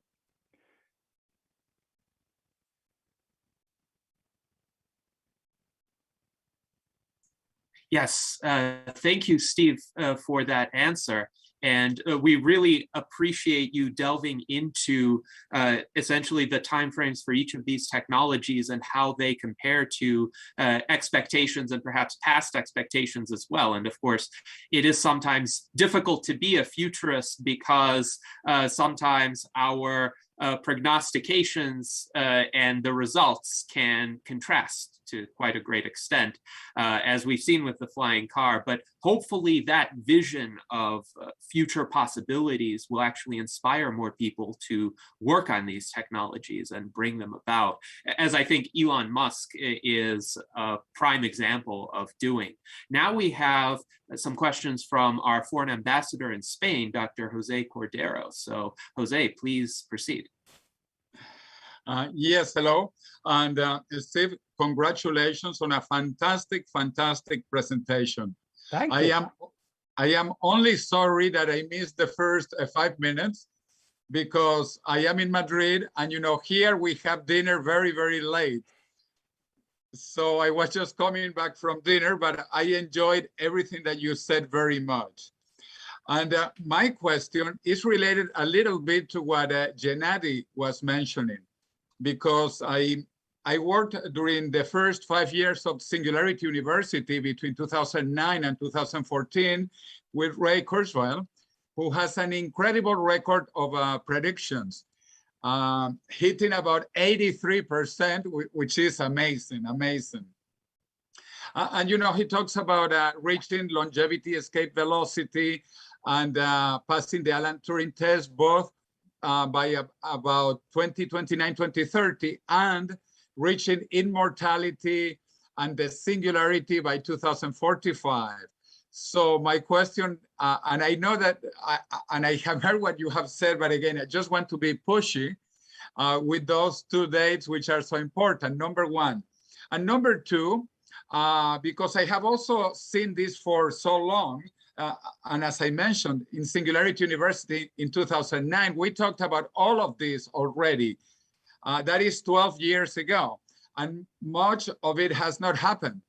So my question is, are you a bit more optimistic, a bit more pessimistic, about the same, more excited, waiting for more? What is your overall take in historic terms, 10 years ago, 20 years ago, please? I am more optimistic than I've ever been. So this technology has made dramatic advances. Of course, it doesn't all happen at the rate we think it should, or we predict it will. Now, in my book, don't pin things down to dates so much, because my belief is that dates, the exact date, isn't that important. Whether it happens in 2045 or 2055, as far as humanity is concerned, it's inconsequential. As far as your and my life is concerned, it may make a big deal whether we have immortality or we don't, right? So we care, we want it as soon as possible. We want it in 2045, don't want it in 2055, we may not be around a decade later. So for us, it matters. But what I'm really concerned about in this book is humanity in general and the ideas and for people to know and realize that this stuff is coming. So I don't sit around saying, oh, this is going to come by this specific date or it won't come by this date or whatever. To me, what's really important is that it is coming, right? This technology, technology is moving forward. It's inevitable unless for some reason we destroy this planet and in the process destroy ourselves. This technology will continue to advance. It's a one-way road. It never goes back, whether we want it to or not. It's like the nuclear bomb, everything else, it's Pandora's box. Once it's open to the world, it's open and it's coming. What's really important to me is that it's coming and that we know it's coming and that we plan for it. That we, as the intellectuals of the world, we as the leaders of the world are actually cognizant that, wow, this technology will be here. And we need to figure out now, not later. We don't want to react to these technologies too much. There's too much reaction, then there's overreaction. You overregulate it or you underregulate it. What we need to do is really have a real understanding that this technology is coming, monitoring it as it evolves, and then really understanding what will happen as this technology emerges into the marketplace, into the world, into society. What are the ramifications of this technology? And can we do stuff now? Can we put in place the institutions? Can we put in place the laws? Can we put in place the social customs that we need to actually make this technology beneficial? That's what matters to me. So I really respect Ray Kurzweil. He's a genius. I think it's great that he's putting dates out there. In my book, I'm really more concerned with, having discussions like we're having today, like with really smart people like you. Like how can we talk about these ideas? What do they mean for society? What are your ideas? I want to hear from you, the panelists and the people listening right now. What are your ideas? What do you think? How do you think this technology is going to be used? How do you think it should be used? A quick follow-up question, because your answer is also fascinating and very good, and I agree in a way, but because also I am very optimistic. I want these things to accelerate. And let me tell you, 15 years ago, I traveled all the way to Colombo, Sri Lanka, to interview Sir Arthur C. Clarke, who to me was a visionary. Also, he made predictions all the way to the year 2100. And that is why I went to visit him and to interview him. And he told me one thing that I will never forget, that all of these things begin first in our mind. They are basically like self-fulfilling prophecies for the good and for the bad. And that is why he told me we have to be optimistic, because if we are optimistic, we will probably make it to heaven, as you say. But if we are pessimistic, probably we will destroy ourselves and make it to hell. So it really begins in our minds. Also, making these predictions or forecasts, like Moore's law is not a law, but we created the expectation so much in our minds, in our companies, in our business, everywhere, that computers have to double their power every 2 years. And it happens because we have the expectation. So my point is that we really have to have very strong positive expectations to make this accelerate. And that is why I like to say, I don't plan to die. And this is important so that I am convinced myself that I do not plan to die. Jose, I think that's very profound, what you said and what Arthur C. Clarke said. It does begin in our minds, all of these inventions. Our entire world we create out of our imaginations.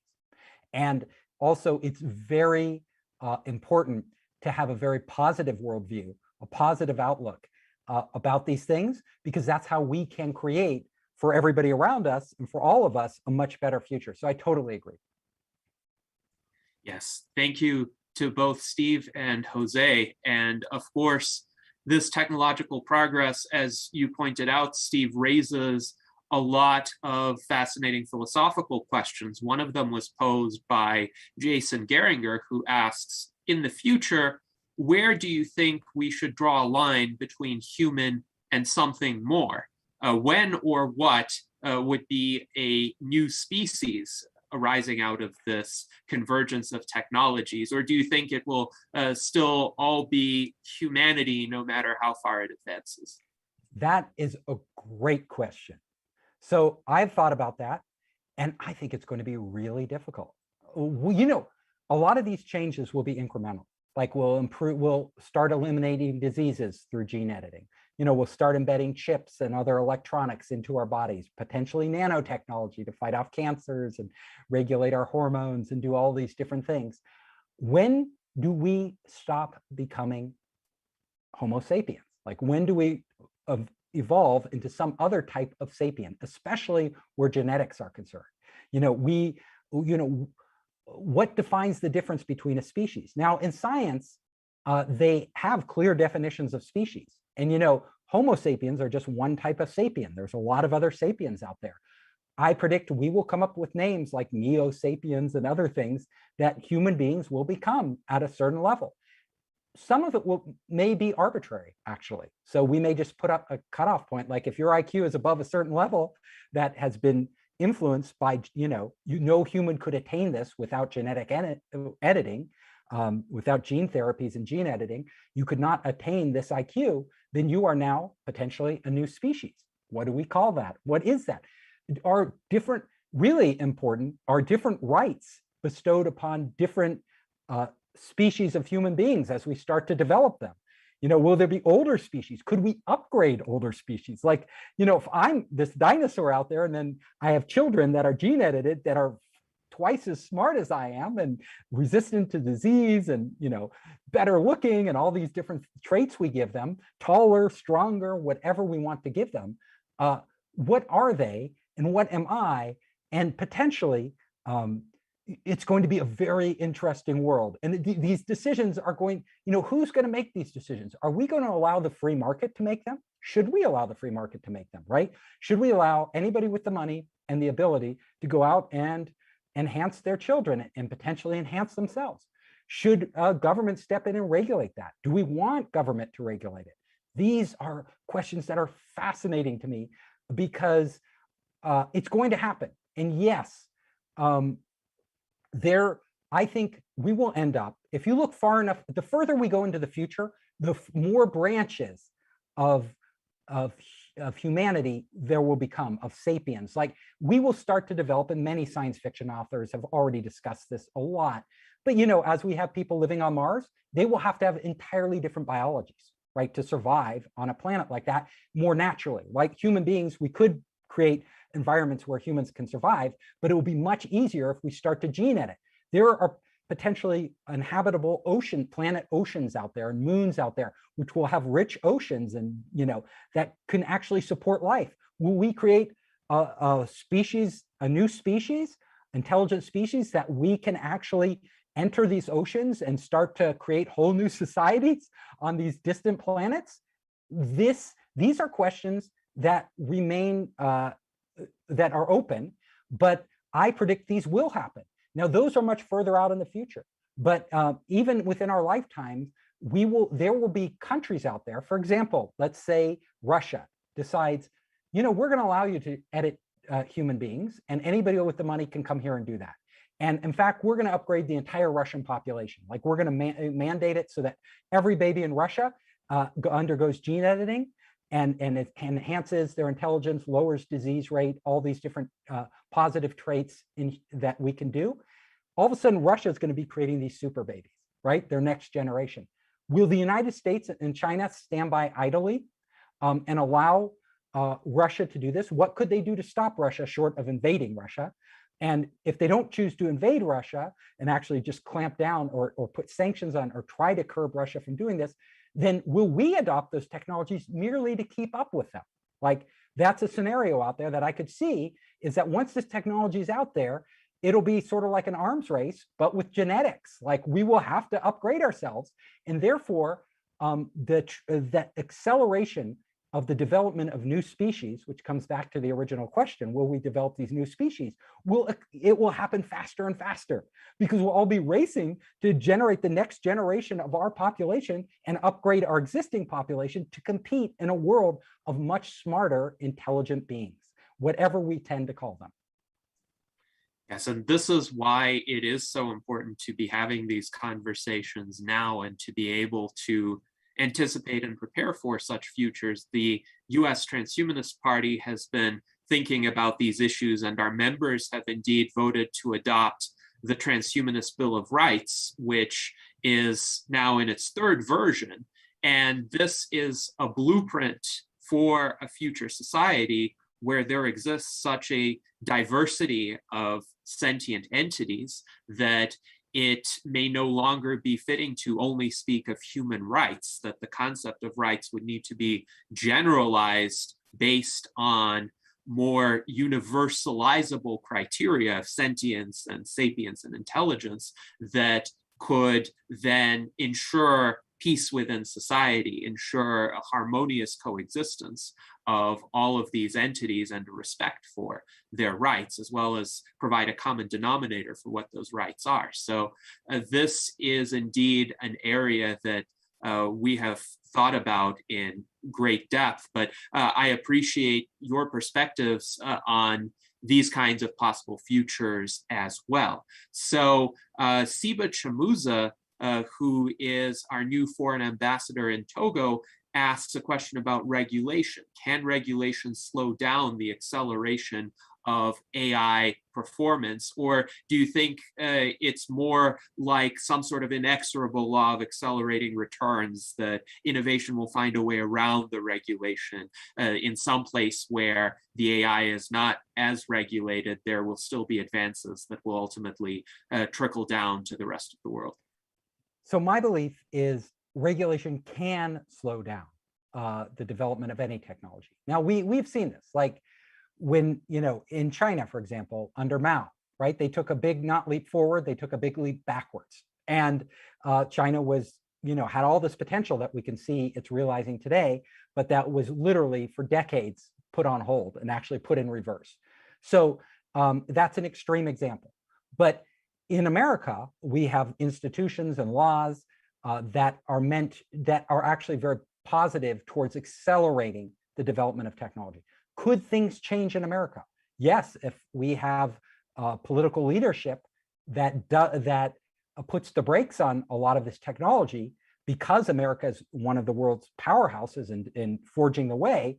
Even if this technology migrates to other countries, let's say Europe or other places, Japan, it would still slow down. It wouldn't go at the rate it would go at if America's full bore, right?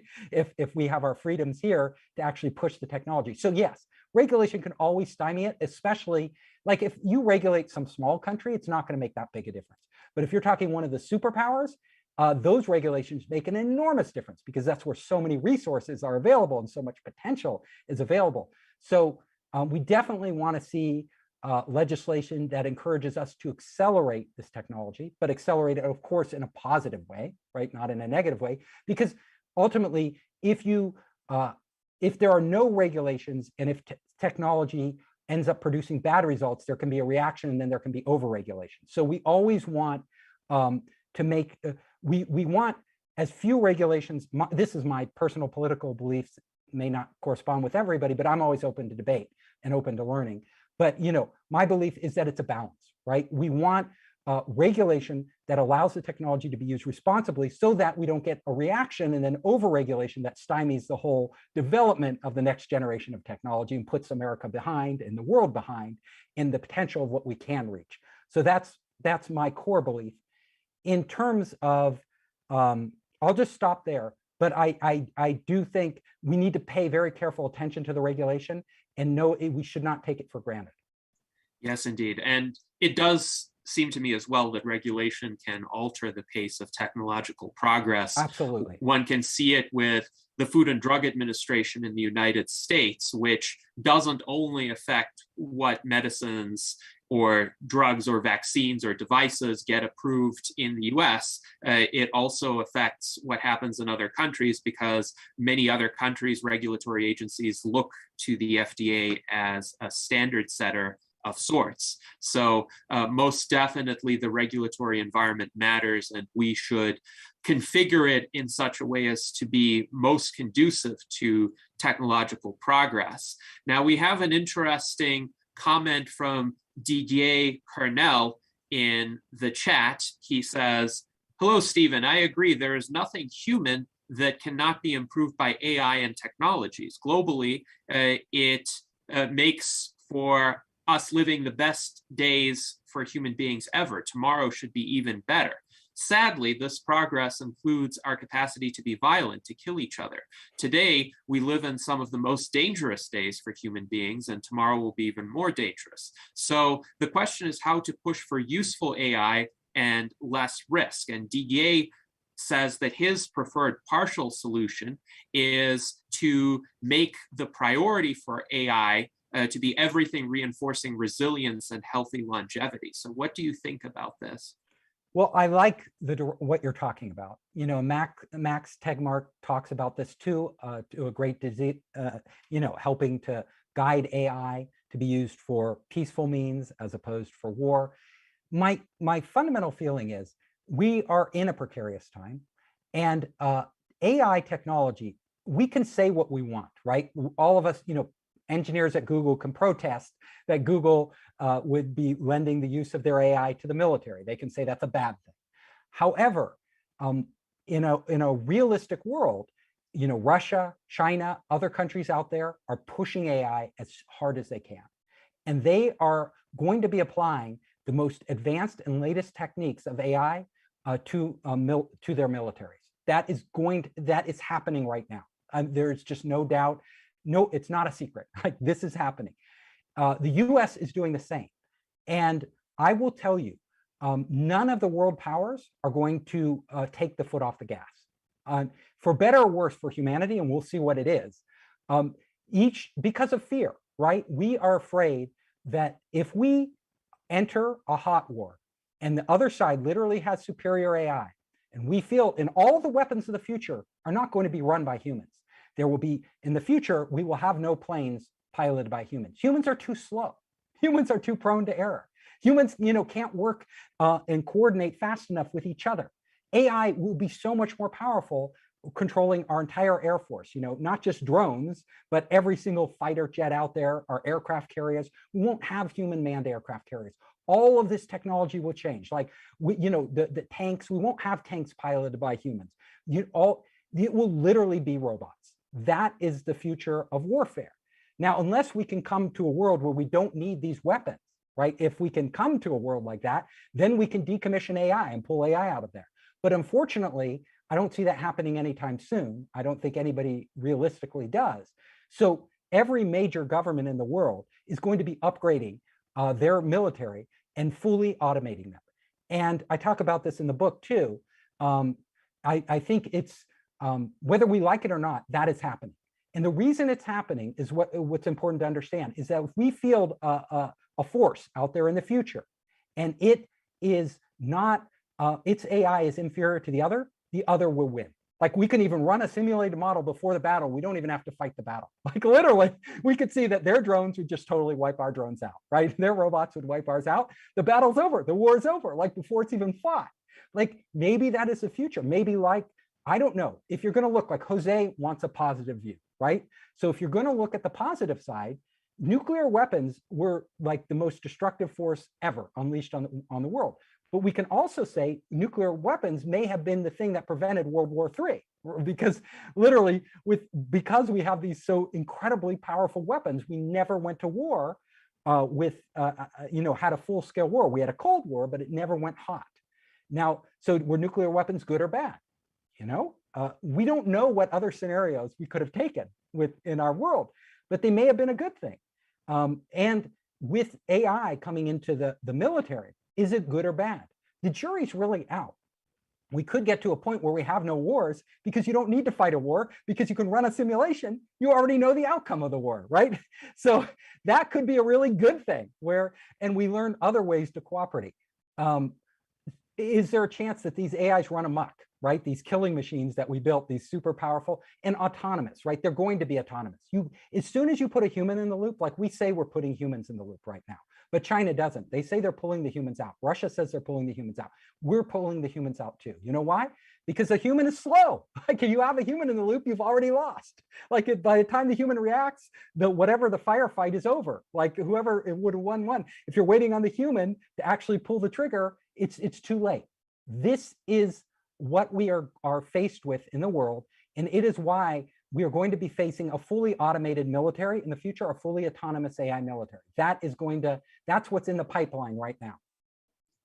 There is, of course, a significant movement in opposition to autonomous killing machines. So Mike DeVerde in our chat wrote, ban killer robots. And I think that's a commonplace sentiment, but I also recognize the possibility of a future where the so-called killer robots don't actually kill humans. They only fight other robots. And this could be a kind of ritualized contest where each side sends its robots against the robots of the other side, and they don't touch the civilians, they don't touch the infrastructure at all, especially if the war is over territory. Why would they want to damage assets that they could acquire in the aftermath of the victory? Of course, that would require both sides to honor the premise, just like there were rules of combat in prior eras. For instance, among medieval knights, there were rules that would stipulate, all right, even if you're not dead and the other person is not dead, if you've reached a certain outcome, you agree that one side is victorious. Or in the 18th century, when armies sometimes outmaneuvered one another, it was recognized that one army was victorious and the other would surrender or withdraw. So we would need these kinds of social norms in order to prevent the killer robots from actually killing humans. And I think there's a lot of emphasis among our commentators on the development of these kinds of norms. So Daniel Twett, in one of his comments, listed the 5 forces that you mentioned and was wondering, well, how can humans keep up? And he suggests humans can keep up by becoming 5 times more human/humane. So he identifies humaneness as this essential attribute that we need to cultivate. And Jason Geringer says that he thinks we might be able to get ahead by using collective intelligence. And he also thinks that in the future, these hot wars will be rather rare because technology will create different incentives. Now, I wonder, Jason, if you're able to expand upon that. Well, like what he was saying, they will know the outcome before it even happens. You know, it's kind of like telepathy or something. You know, if you already know that before the guy even moves his hand that he's wanting to punch you in the face, there's no point in him moving his hand because you'll be able to dodge him before he even, you know, so there's no, it creates like a stalemate kind of thing.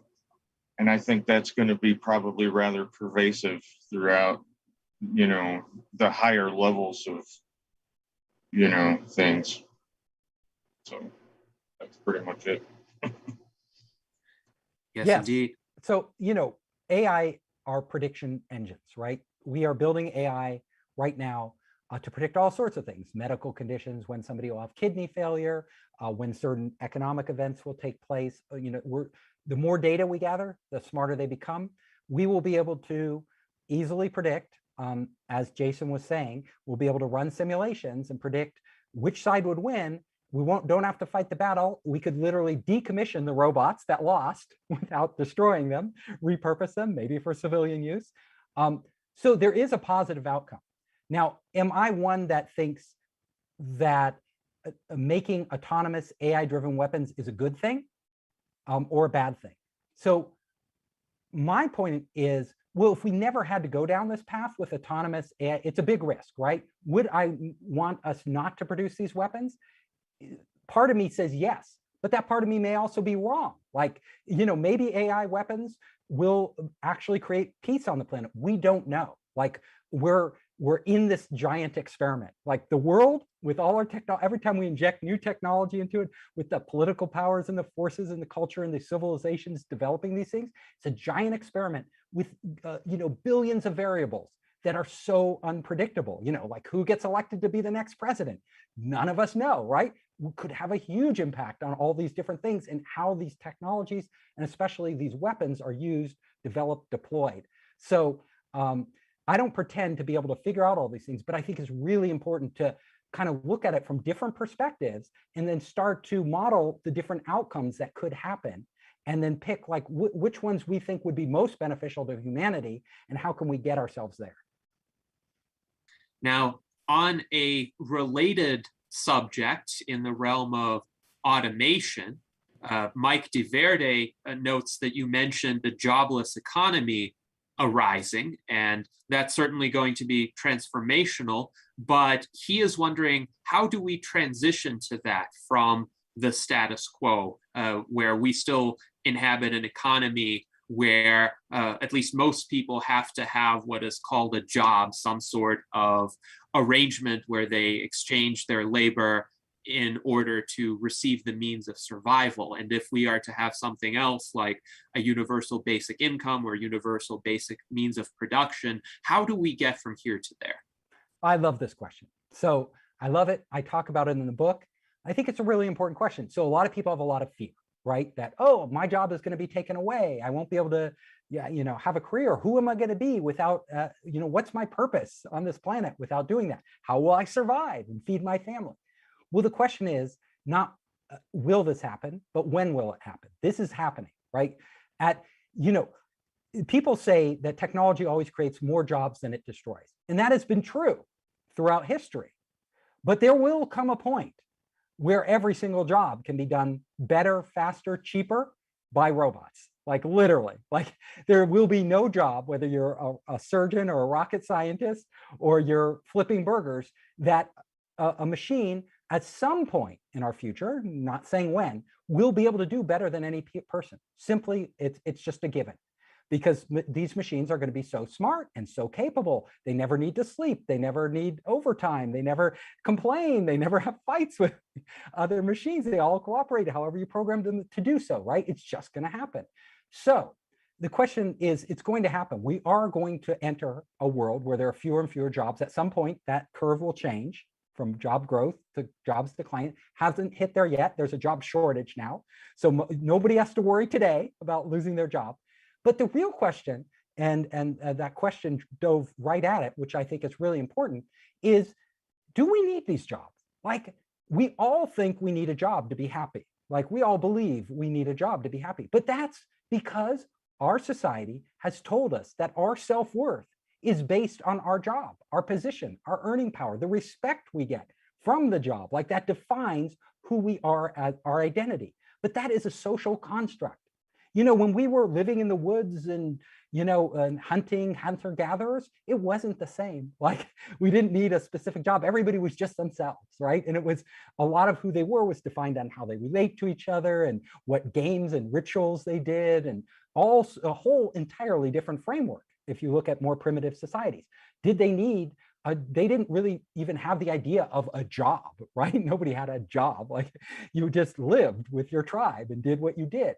So in the future, we will probably be going back to more a tribalistic experience where who we are and what we are, and we can already see this. Like, a lot of people, their jobs don't define what they do. They work at a boring routine job every day, right?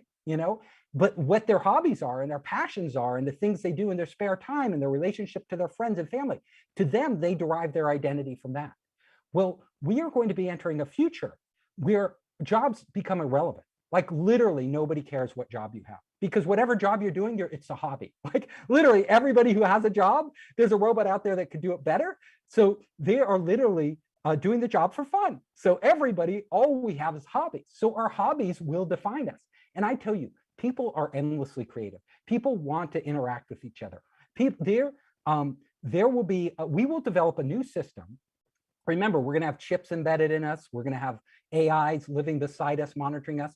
You know, people may, universal basic income might not be everybody gets the same amount. It might not be that way. We may be rewarded for how much we interact with and give to other people. How happy. Imagine a world where we had a totally different structure, where instead of just how much money you could make, how you can manipulate the system so that you could enrich yourself was how respected you are, but maybe how respected you are and how valued you are, and even your income derived from how you treat other people, how you interact with the world, what you give of yourself and your imagination and your abilities to your everything that you are within what you are capable of.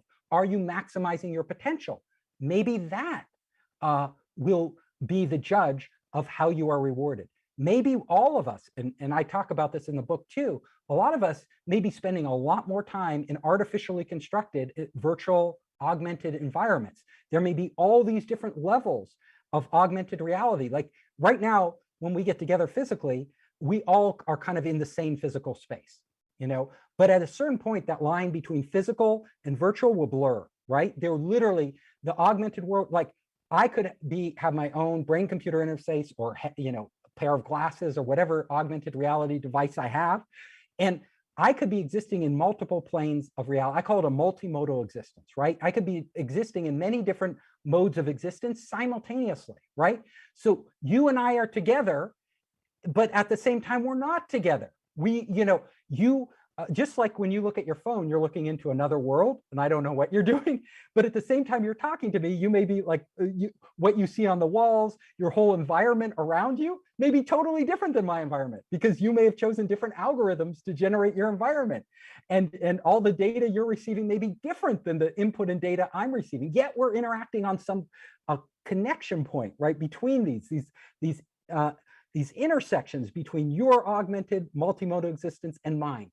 Now that is going to be fascinating. And at the same time, all of us, just by interacting, just by living in these augmented spaces, we will be creating them, right? Our existence, our participation in them will actually end up defining what they are. So you can imagine a future out there where each of us is rewarded within the context of what augmented universe we choose to participate in, and our identity, who we are, our value would be derived from that. Like if I am a fan of the medieval, you know, chivalry, the glorious age of knights, right? And I want to live in this fantasy world that is like the Society for Creative Anachronism, but, you know, come to life in augmented reality, these games. Maybe that's my whole existence. You know, and that is what matters to me. And I put my whole self into this, and everything, and the people I interact with, we're all doing this. Then I predict people will have no trouble obtaining satisfaction, meaning, accomplishment, all of these things from these alternate constructs that will evolve out of a jobless society. And some people will choose to put technology in the background, right? And they'll choose to go back to nature and spend their time with other people without any augmentation, right? Other people will make it a core part of their life, right? That will be their life. And so we will have many different people choosing many different existences that appeal to them, and then deriving their meaning, just like you would from religion or other things, from the definition of those societal constructs. And to me, that could be a great future. It doesn't have to be a bad future. It could be, you know, we could have experiences we could never have today. We could have fulfillment and meaning. A lot of people feel frustrated today. Look at our society, right? How many angry people there are out there. Every time you open the news, there are people doing crazy things. Hopefully they could channel all this energy into something positive rather than into frustration and negativity. That's what I'm hoping. Yes, one could definitely envision a future where these kinds of virtual realms offer an improvement, a positive outlet for people. And indeed, I could think of the next evolution of meetings such as this one, where instead of looking at computer screens, we are in fully immersive virtual reality, and it is as if we are sitting at a table in a drawing room somewhere, except perhaps what each of us sees may differ based on our individual configurations. So you might see all of us in one room, and I might see all of us just as well, but in a different room, unless we establish a consensus as to what the environment is going to look like if we are insisting on having some sort of common or shared experience, but that would be more defined by our mutual agreement rather than stepping into some physical room. Of course, at the same time, it would be important to maintain the physical prerequisites of us being able to do that, not just the technological infrastructure, really good internet connectivity, for instance, but also our basic needs as biological entities. So we would still need to have food, shelter, safety, be in good health, and hopefully medical technology will contribute to that as well, so that we can be in good health for much longer, greatly extend our lifespans, not have to worry about so many debilitating diseases. That would enable us to enjoy the virtual environments to a much greater extent. Now I'm curious if Celeste Castaldo has any questions or comments. By the way, thank you very much, Celeste, for that very generous super chat, as well as for connecting us with Steve Hoffman. I think this has been an outstanding discussion thus far. Hi, yeah, Steve. So I'm wondering, what do you think it's going to take for us to accelerate the emphasis on the AI into helping us with more of the life extension or immortality, and also the emphasis on the AI for being designed specifically more empathic towards just human existence in general, and so that people's fears will be eased as we accelerate? Okay, great. Great question. Thank you, Celeste. It's great to see you here. So AI is basically, what's really interesting is that there are a lot of different AIs out there. So there isn't just one AI. You know, we talk about AI, but what AI is there are millions of people developing different algorithms and different applications. And what we're going to see is a world where we will get to decide which AIs we choose to interact with. So a lot of these AIs will be born into the world and fade away. Like, we'll never see them again. They won't survive, just like all these startup companies don't survive. They have an idea. It might be a good idea, but they don't quite get it right, or they're too early. What we will see, though, is that certain of these AIs will prove to be extremely useful. So I think that the number one criteria for which AIs we will adopt and how they will perform in our lives will be based on two factors. One is their utility. So how will they benefit us? Like, we all have our goals in our life. Like, we all have the things that we want to see, our dreams that we want to reach, you know, our financial goals, our spiritual goals, our personal goals. The AIs that move us forward on those most successfully, those will be the ones that we adopt. And those will become kind of the mainstay AIs. Will there come a point where a single AI or an AGI at some point sort of subsumes all these little AIs, and we come to rely because it's so powerful on this? Probably, or maybe at some point. But in the near term, it's going to be lots of different AIs. So we'll stop this AI for one thing, that AI for another thing. We might have a psychologist AI or a therapy AI, a meditation AI. We already can see these in the form of applications, right? Whether they really use AI or they claim to use AI, you know, we're just beginning to see. But we will have these with us. We'll have AI bots in the future that we confide in, right? That give us personal advice, and life coach AIs. I can guarantee you there are going to be more and more advanced life coach, and we may ditch one if we find a better one, you know, a more powerful one. Some of these AIs will grow with us. They will become more powerful and grow as the technology advances. Others will just be left behind, and we'll move on to adopt new ones. I think most people are afraid of AIs they don't understand and they don't know. So we are, for the most part, like let's say that whoever is building these AIs is building them either to make a profit, right? A company is making them to make a profit. So if your goal is to make a profit with a company, number one, you're going to make an AI that is useful to people, right? That really adds value to their life. And that value to their life could be, like I said, utility, or it could be entertainment, right? So those are kind of the two forms. One, we're going to have AIs that really allow you to escape and experience things that you want to experience that you couldn't, or they're going to be able to allow you to achieve goals that you can't. So those are going to be the two things. Now, as long as those companies develop those AIs in a responsible manner, where it doesn't manipulate you, and there is potential for this, like let's say somebody builds an AI robot, you know, and in this robot is just incredibly attractive to people because it figures out their psychology, it understands them, it's able to communicate with them, they fall in love with it. Now, if these AI robots act in the best interest of the person that falls in love with them, they could be a great life companion and a very valuable life companion.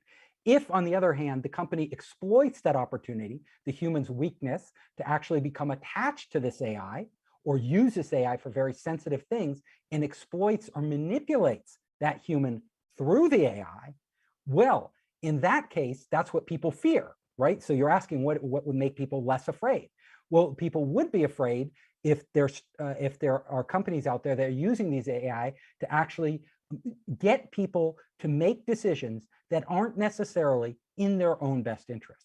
So you can imagine a future government out there in the world that, you know, the United States government or something, you know, laying down general legislation that, you know, if you develop an AI that uses personal data, you need to make sure that that AI acts responsibly and in the interest of the individual adopting that AI.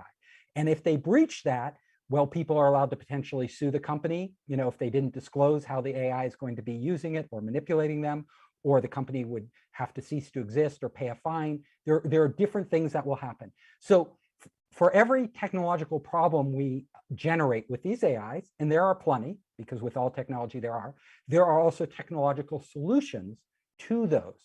And responsible legislation would, I see the type of legislation we need to calm people's fears and to make AIs actually beneficial to us, is legislation that doesn't get into too much of the detail, right? Because we can't regulate how these AI perform on every little thing, how they access data.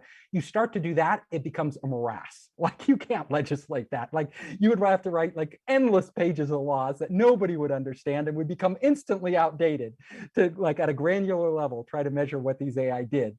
But you can legislate the type of outcomes that are acceptable and the type of uses that are acceptable with these AIs and the type that are unacceptable, you know? So we could do that, like legislators and people can and I think like as the US Transhumanist Party, we, you know, that are in the vanguard, all of us out there, right, that are part of this party and that are participating in these type of dialogues, really need to think about, you know, how do we write legislation of the future?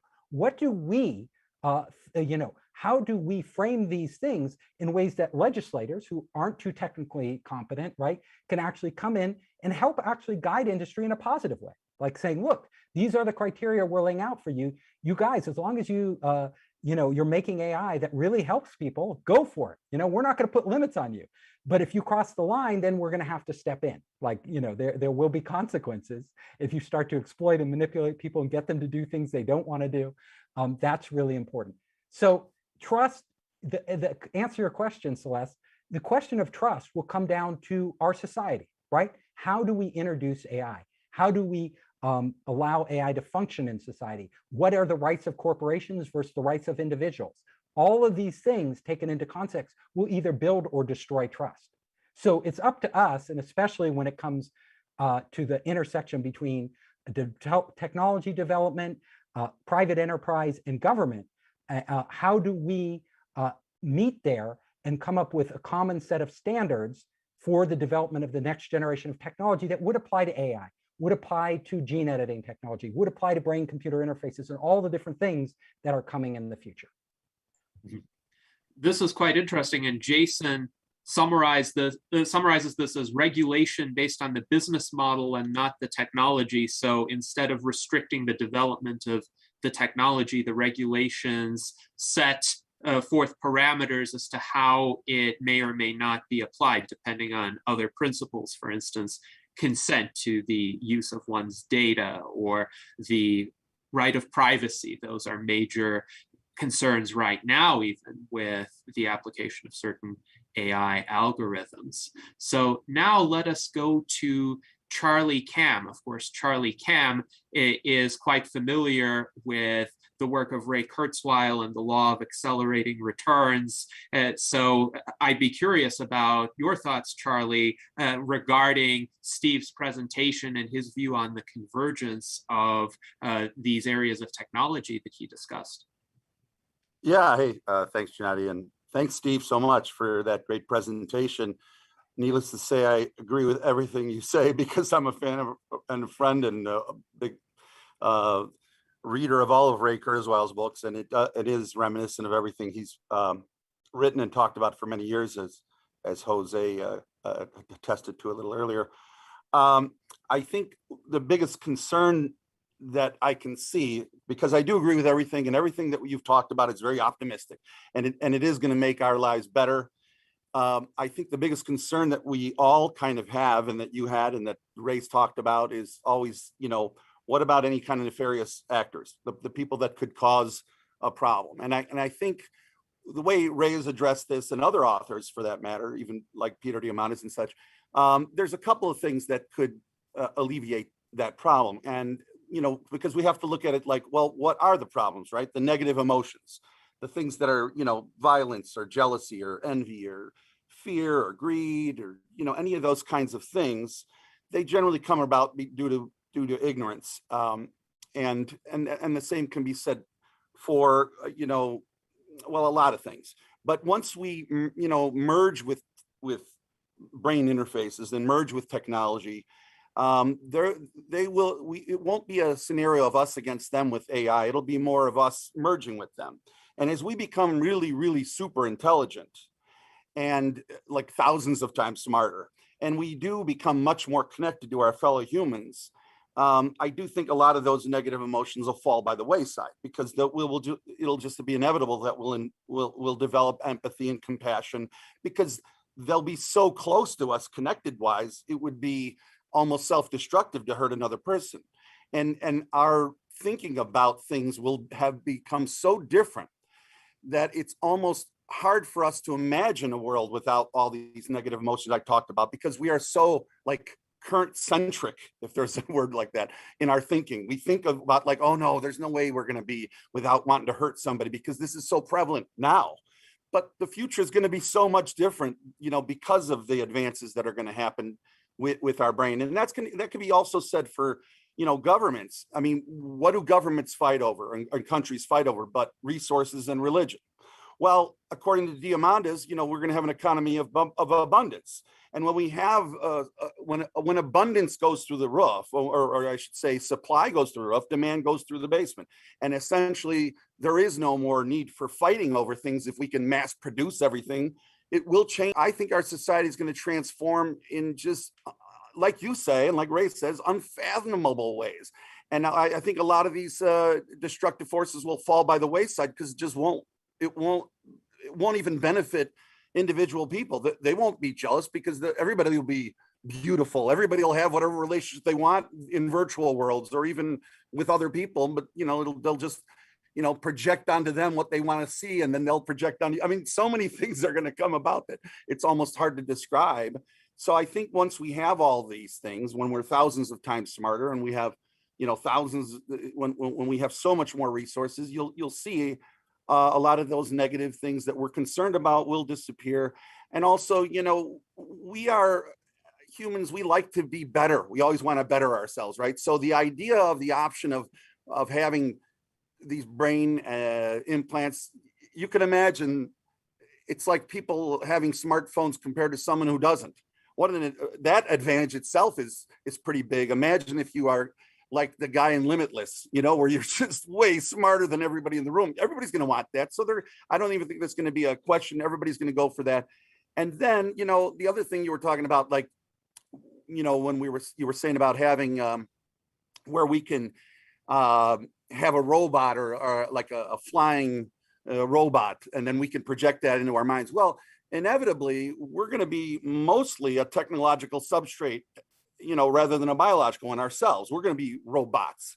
We're going to be the ones, because just like we saw horses, running, and we got on them, and then eventually we built cars because that's a much, and we merge with cars every time we get in them, right? We transport around a lot faster. And then the same thing kind of with, seeing a bird fly, and then we build airplanes, we get in them and we get to those places. We are able to go on the moon because we have outer robotic exoskeletons, right? But at some point, we're just going to merge with that. That's what we're starting to see now. And eventually we are going to become these cyborg units. And that's just going to, that's where we're going. I mean, I think that's how we, are going to eliminate all of these negative potentials. I can see I think the most dangerous times is this next 10 years. That's going to be where we really need to kind of get everybody smarter, get them all on board. I think intelligence is the answer to really everything. And then, because that's what's going to develop all the abundance. But what do you think about that? I mean, is that kind of where you see the solution on this? Yes. So yeah, you made some great points, first of all. Secondly, I do write about this in the book, The 5 Forces. So I talk about, in our future, a lot of people are afraid of AI. Elon Musk and others have talked about, it's the demon. We're about to hatch a demon that could take us all over. And I look at our world and I ask, is that something we should really be afraid of? Because I will tell you, without AI, we are perfectly capable of destroying our life on Earth. In fact, we are in the process of it. Like climate change, we seem to be able to do nothing in time to really stop climate change from happening. My state is burning, like California's on fire. The whole, Pacific coast is on fire, all the way up to Canada. You'd think in Canada, it might be, wet and cold enough not to have these fires, but no, the fires are just as bad, even worse up there. So we are doing this. And then you look at governments and the crazy erratic things humans do when they are given too much power, individuals and governments. Could we start another war? This is entirely possible in the not too distant future. Like you said, the next 10 years are very dangerous, between China and the United States, all these different powers.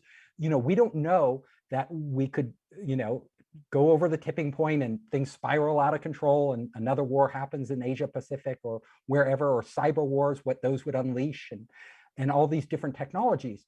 So yes, we as human beings, my point is, are completely capable of destroying the world. In fact, I argue in the book that we may benefit an enormous amount by handing over our governments and our core institutions to a benevolent AI. Like honestly, a super smart AI that was programmed to act in the best interest of all human beings, that was smart enough to could actually potentially bring about a stop to these wars and an ability to coordinate and control our resources to make this planet healthy again, to restore health to our planet, our environment, to make people's lives and distribute wealth and income more equitably. All of these things potentially could be done by an AI in a way that would benefit everybody. So when we have this super intelligence explosion, when AGI hits, when intelligence starts to rocket up above human beings and AI starts to take control, will it destroy us and make us slaves? Or could it make our world a much, much better place to live, right? Could it solve a lot of these problems? It could potentially. Now, granted, Elon Musk isn't a dumb guy. There are scenarios that you can look at that could be catastrophic, right? Where these AIs could look at us as if we were ants and actually want to control us or even get rid of human beings. But just as likely, the AIs could actually be a great benefit to humanity, a great benefit in the way that we coordinate and everything else. I don't know what will happen, but I do know but I can see these different paths we can go down.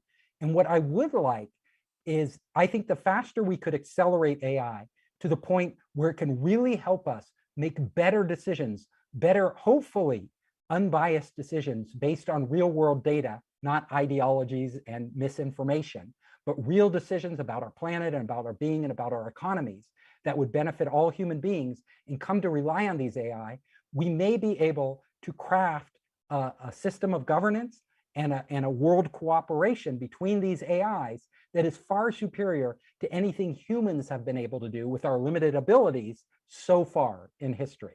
So as technology becomes more powerful, it also, the potential for greater good, the potential for greater destruction are there, right? But we could also harness these technologies to actually limit the potential for misuse and for destructive activities around the world of the technology. So the technology could be a solution, like you're pointing out, I'm agreeing with you, to a lot of the problems we are facing today that we cannot solve just alone, just as human beings, because our minds are small, right? All of us, we see most people are superstitious. Most people out there believe things that they're told. They don't really analytically think about them at a deep level. People don't even have access to the data in today's world. You don't even know what data to rely on. It depends what ideology you are. It would be nice to cut through a lot of this with, you know, AIs that can empirically analyze and validate data and then actually make decisions and look at and model and simulate the outcomes so that it could say, look, if China and the United States and Russia actually act hostile to each other, you know, we're going to end up making a worse environment for all of us, and we'll run the model. Like, look, you know, we're going to argue and fight over these. We're going to sabotage each other. We're going to compete and think that we can, you know, outcompete each other. All we're going to actually end up doing is driving all of us into a very bad place. Now, if these AIs could advise each of the governments and say, look, it's in our best interest to cooperate, to solve these world problems, to actually, you know, figure out how to lower tensions and increase cooperation. And then the AIs have an enormous potential to advance humanity in a way we've never seen historically. Because historically, like Yuval Harari, I agree, human beings are apes. Like, we are apes. We are, you know, superior apes. We have more brain power than you know, the apes our ancestors did, but we are still subject to all those primitive urges, you know, the fear, the tribalism, all these, you know, primitive things that we react to, these superstitions and our inability to understand, you know, what reality is and what we perceive as reality, our own creations of reality that we imagine to be true but aren't necessarily true. So with AI, we might be able to find a harmonizer. We could create these very smart, empirical, data-driven machines that could assist us in actually managing our economies, managing societies, and managing international relationships at a much higher level. That is what I'm hoping. I hope we can get there, and I definitely hope we can get there in time, right? Before we do too much more destruction, we could actually help use this technology to put us on a positive path. Yes, thank you for that response, Steve. And along these lines, Jason Mallory asks, what checks and balances could you see working for AI government integration? Well, that's a really deep question. And it's a really, really profound question, because AI used by government is potentially, like I said, has enormous benefits to everything from the regulation of industries to how economies are run to how we relate to other governments. At the same time, you're talking checks and balances, right? You look out there and there's certain governments who will use AI and are using AI today to control their populations, to spy on their populations, surveillance AI. It's incredibly powerful. You know, should there be controls of what government can do? We know right now, and I think anybody intelligent out there would admit this, human beings are incredibly easy to manipulate. Like, throughout history, you know, whether it's entire groups of people that have bought into, like under Stalin or Mao, into the idea of communism, which had really no basis in reality. It was actually, you know, it was just a myth that everybody wanted to believe would actually make the world a better place, but actually did not function in the way that it was, you know, it was a great idea and a great vision, but it didn't correlate, it didn't translate into real benefits for human beings.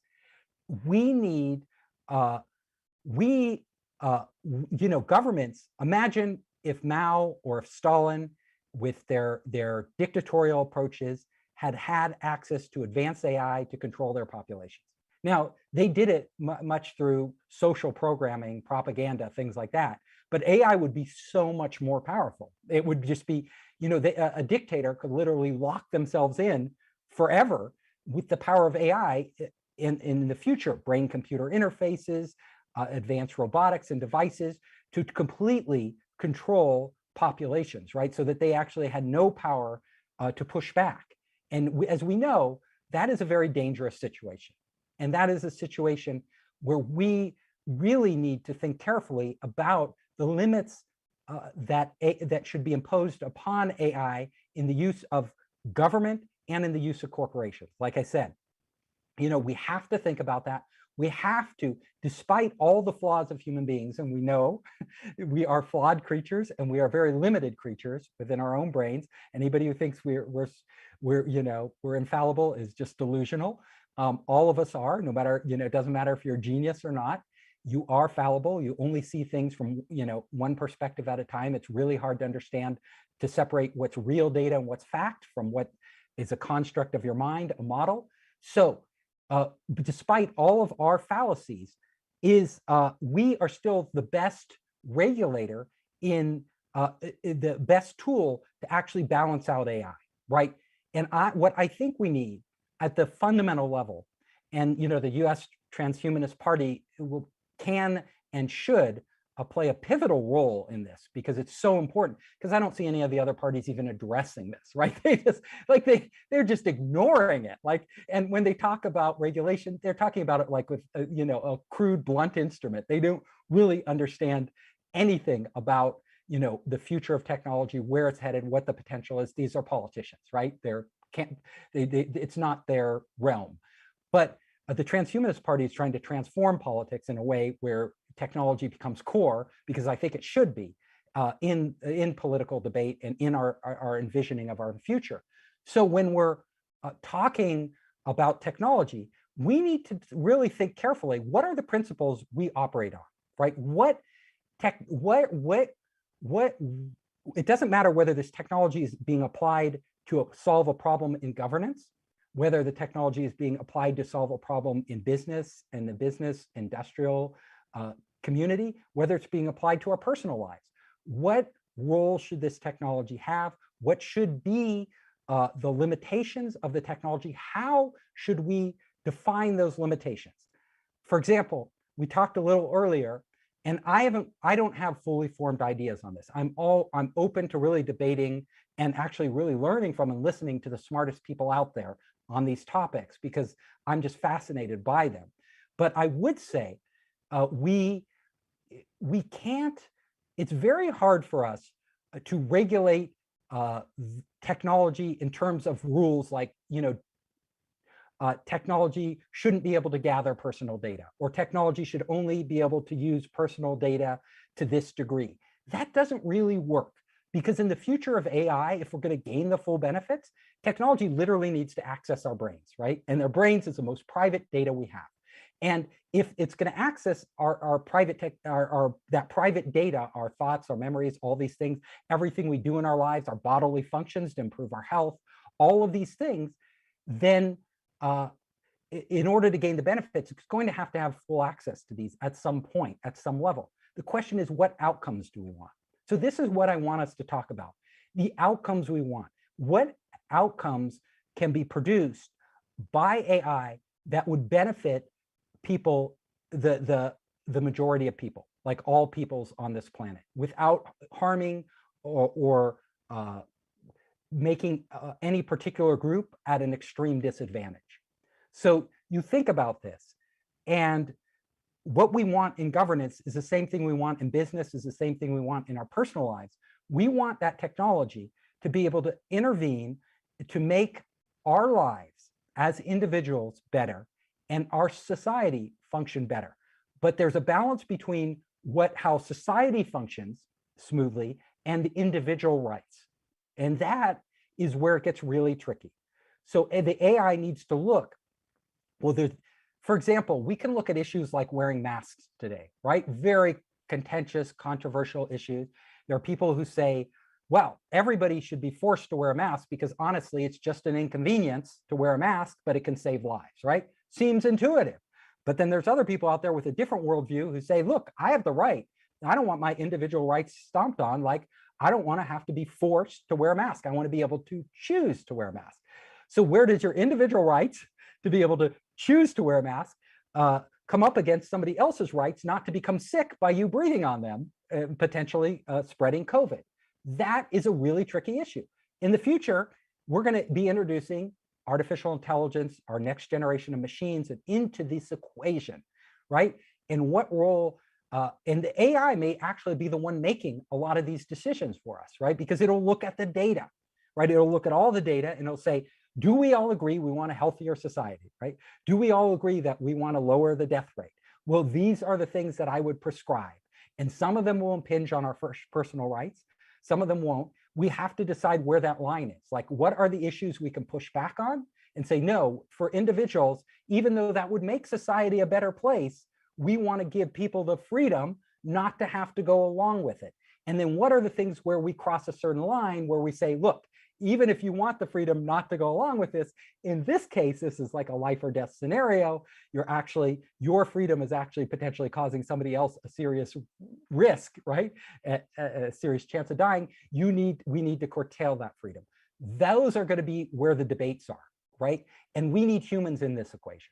So, I said, like in military, they're going to be pulling humans out of with autonomous weapons, we're pulling humans out of that, which is very controversial, right? Because it allows these, I was just saying it's happening. I didn't say I agreed with it. I just said it's going to happen. It wasn't like I'm endorsing it. I'm just saying this is what militaries are doing because they want to win.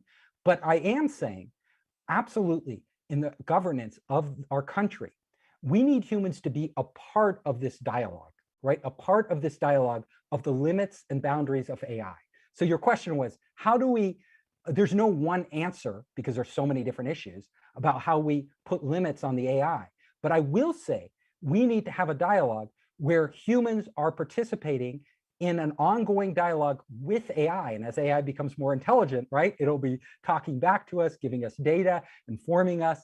But we don't want to totally just say, okay, AI, you run the show, right? Because then as human beings, we have no power over our destiny. We want to say, look, we want to collaborate with our AIs and we want to reach a consensus as much as we can. Nobody ever is always going to agree, but consensus on what's best for humanity and go along with that.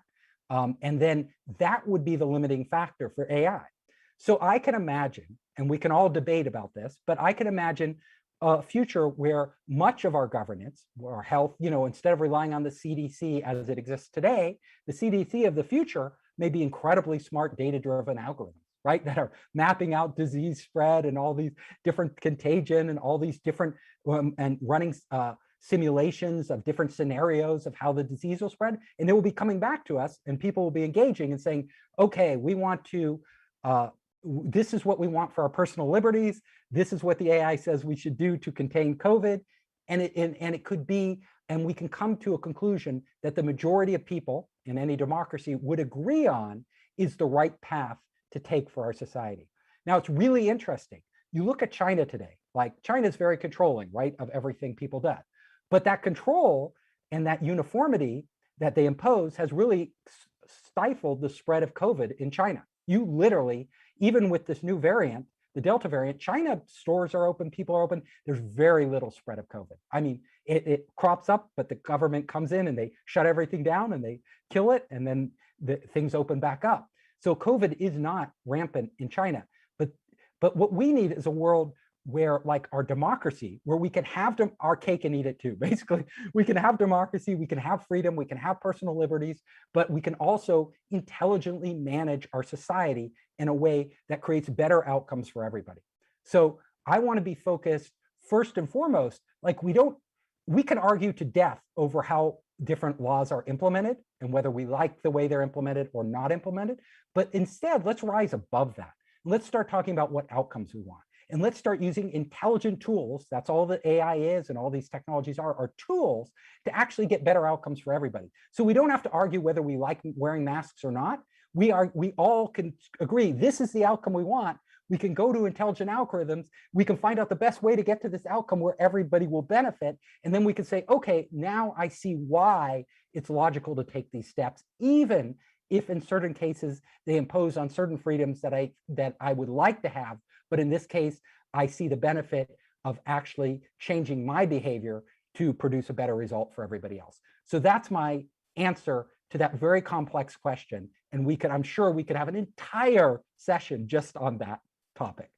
Oh, absolutely, we could. And our viewers are quite engaged on the subject as well. So Luis Arroyo interprets the kind of approach you propose as AI governance guided by democratic human input. I thought this was a really nice, succinct summary. And Mike DeVerde points out that you are describing collective superintelligence, humans and machine intelligence working together. And he also refers in his comment to another project from AGI laboratory called Uplift, which is a mediated artificial superintelligence that also relies on inputs from human moderators. And it's a quite interesting system to converse with. It's a lot more cogent and coherent and analytically deep than a lot of the chatbots that one sees these days. So I do agree, collaboration between humans and AI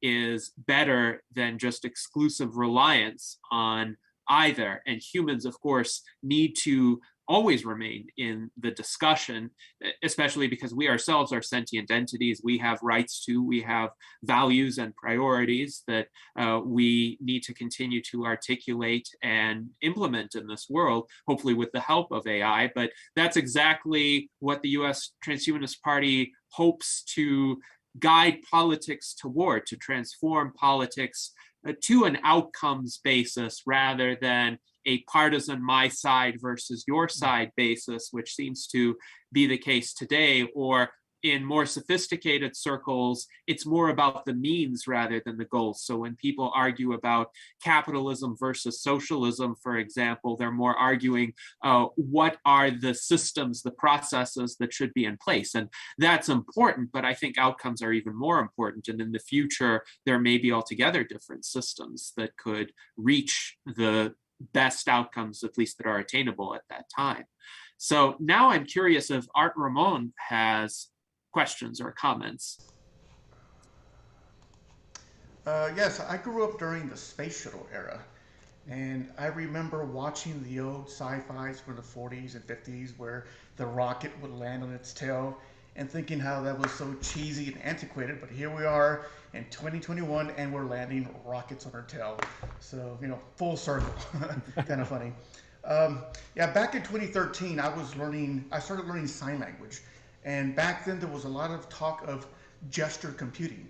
So at the time I was thinking, well, sign language could help me with gesture computing and interfacing with VR space rather than having to type on virtual keyboards.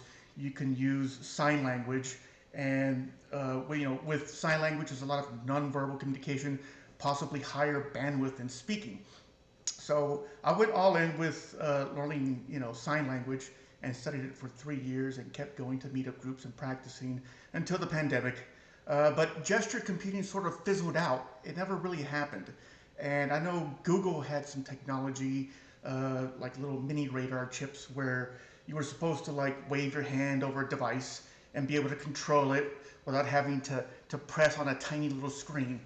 And along that path, I was thinking, having the skills of gesture computing would be a lot like having typing skills when computers first became popular, because typists could just get on the computer and start typing away, whereas people who didn't have typing skills were a little behind. They had a peck, to interface with a computer.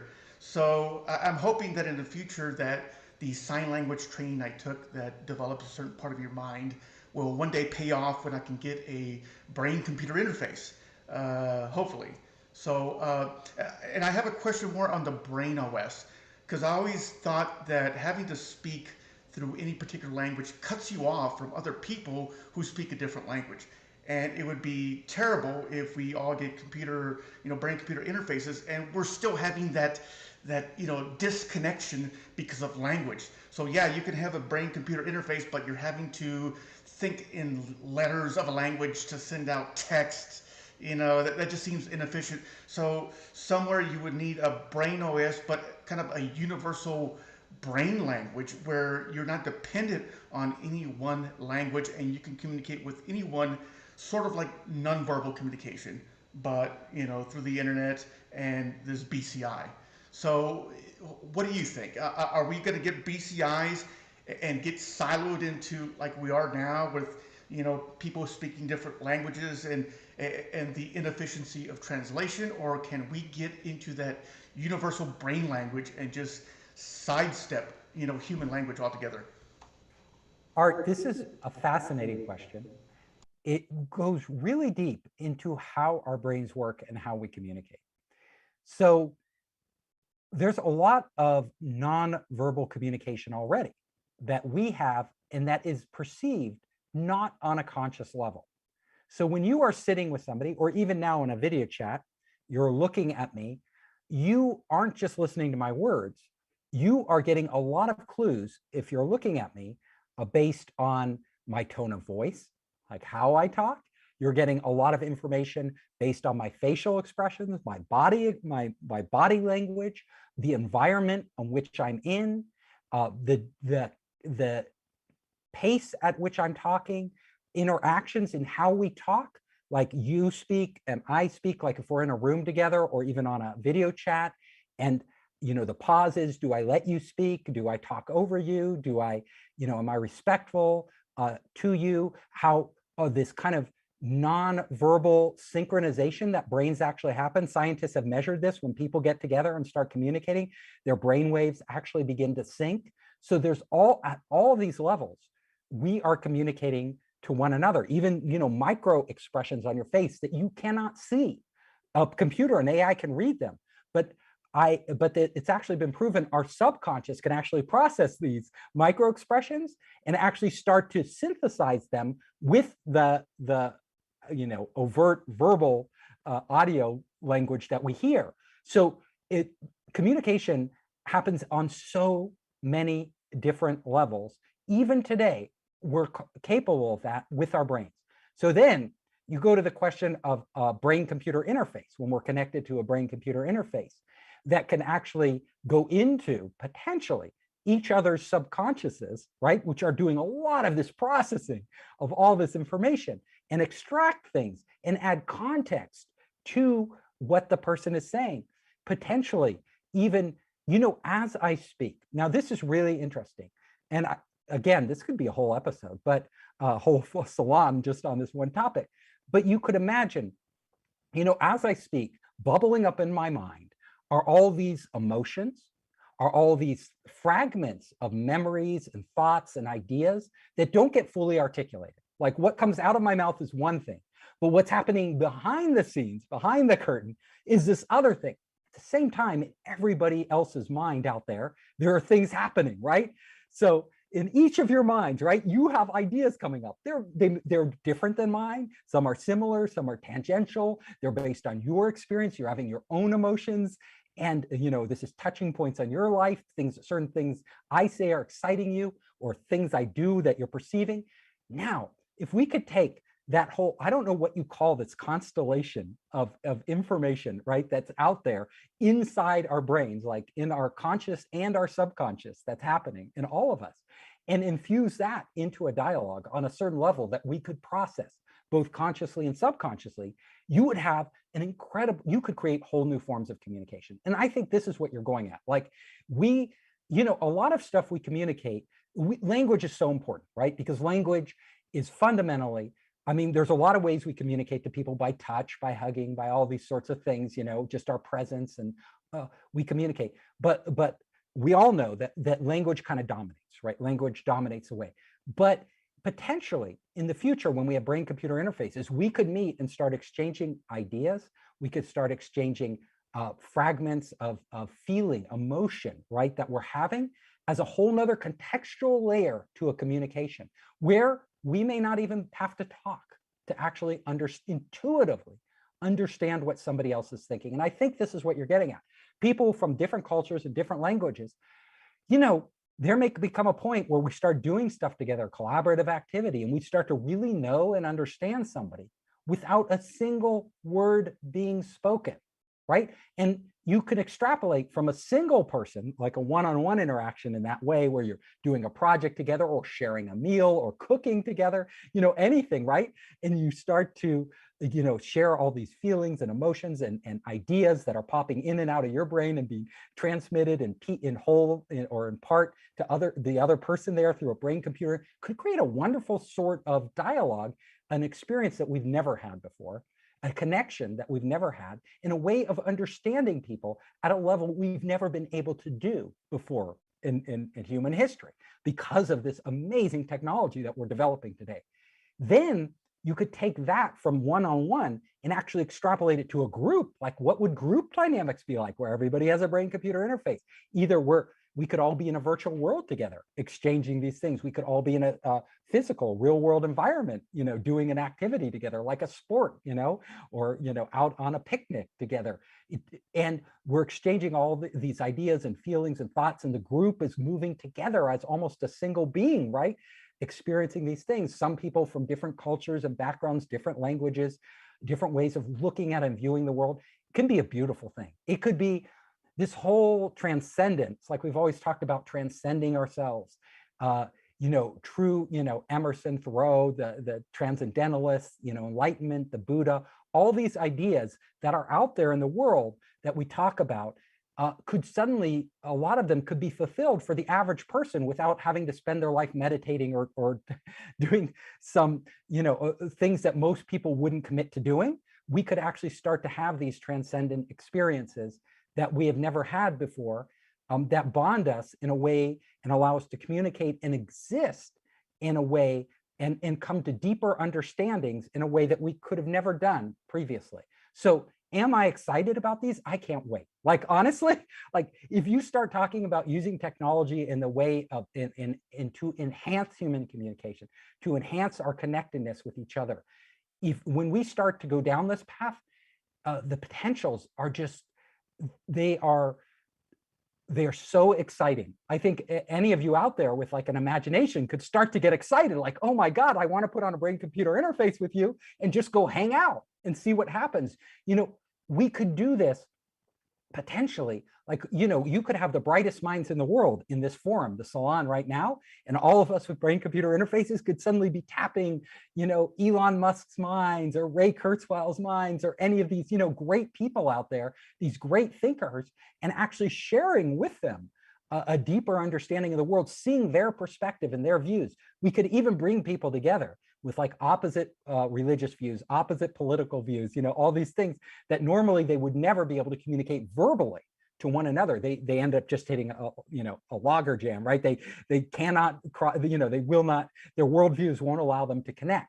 But when we have these brain-computer interfaces, there is a potential, like you were alluding to, that we can bridge these gaps between culture, between language, between different ideologies and the way of seeing the world. We can actually bridge them on a very human, deep level, and start to gain a deeper understanding and appreciation and tolerance and compassion for the other person, while at the same time opening up our minds to other possible ways of looking at the world, which just seems to be the hardest thing humans have, right? We all see the world through our own lens and our own filters.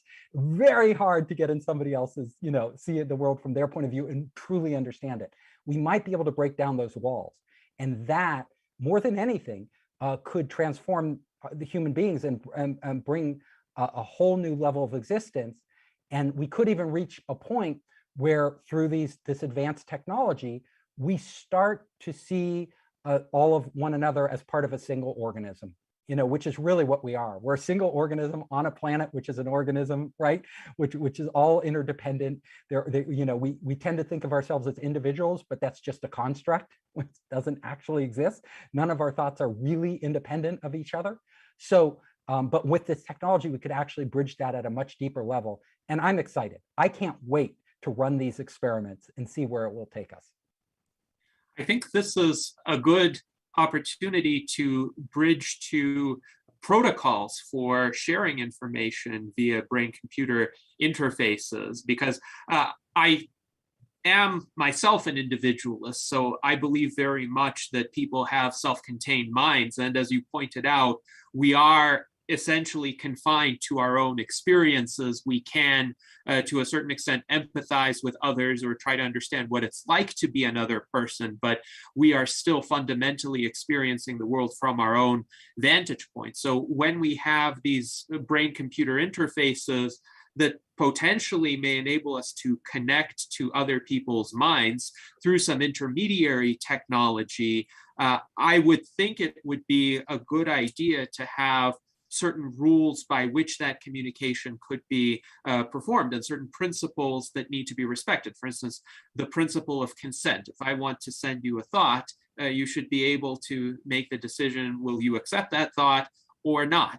And also the ability to disconnect and remain an intact individual. So one doesn't want people essentially dissolving their individual consciousnesses into some sort of big sea of minds, or becoming something like the Borg, where they completely require a mind connection to other people in order to operate. So if you want to share a thought with me, I want to share a thought with you, that's great. We can have a mutually enriching experience, but we as individuals should be in control of the experience each step of the way. So how do you think that could be achieved? And do you think that by essentially the natural course of its evolution, the technology will have these kinds of protocols built into it? Because most people at least will be concerned about that. They'll want to make sure they're still themselves after they've gone through that sort of connection or that sort of experience.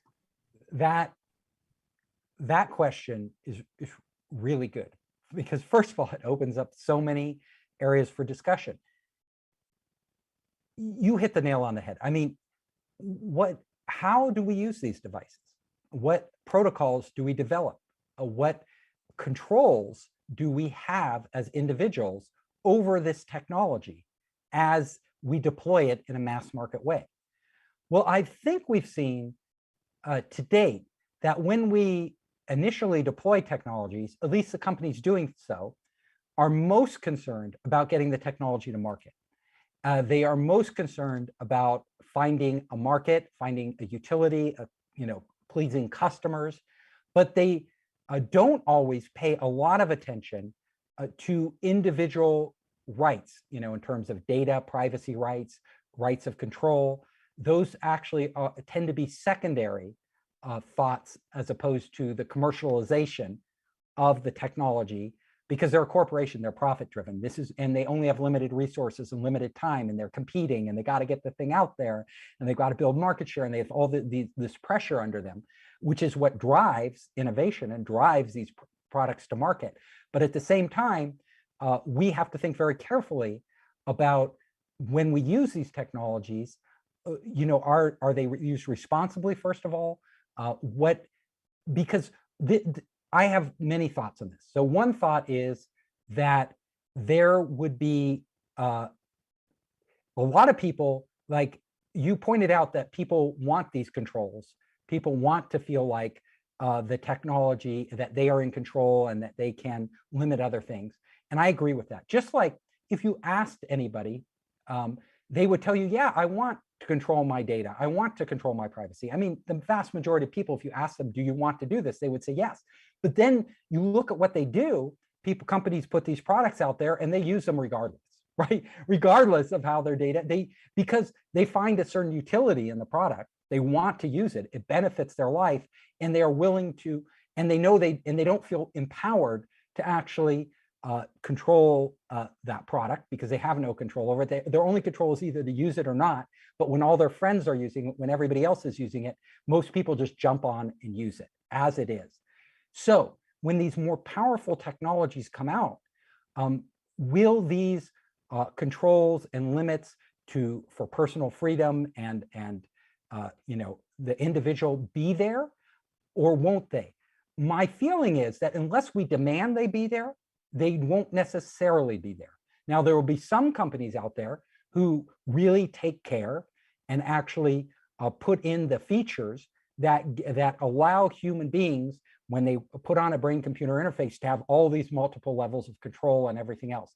And there will be other companies who are really more concerned with look, we're just going to make something out there that's so useful that people will adopt it, and we'll worry about all that other stuff later. And then that product will ship too, and that product may win because, you know, often it does. These things, you know, it isn't always the best product or the most conscientious product that ends up winning. A lot of times it's just the best, the company with the best business model, the hitting the right pain points at the right time or delivering the right value at the right time, you know, ends up eclipsing everybody else. I'm a venture capitalist. I work in this market. I know how it works. So, but we as a society will need to define these protocols. Like, what do we deem acceptable? I think people won't demand it. The average person isn't going to be paying attention to all these details, right? They just don't. They're too busy with what they're doing. Whatever product's available, whatever their friends are using, whatever's out there, they'll use. That's just a fact. We've seen it. So the question comes in, how do we make sure that these products coming into the market do give us these controls, that people are, you know, we don't want, like you said, all of our consciousness is blending into the smorgasbord of consciousness and sort of us losing our individual identity, which we prize so much, which our identity is us, right? Who we are, as opposed, you know, if we're all in this brain-computer interfaces and we all start to become one, and there might be great benefits to that, we might also be losing something in the process. And we need to understand and give people the choice of whether they want to participate, you know, in this or not in this, and how far they want to go, and to what degree, and what are the protocols, and what is acceptable, and what isn't acceptable.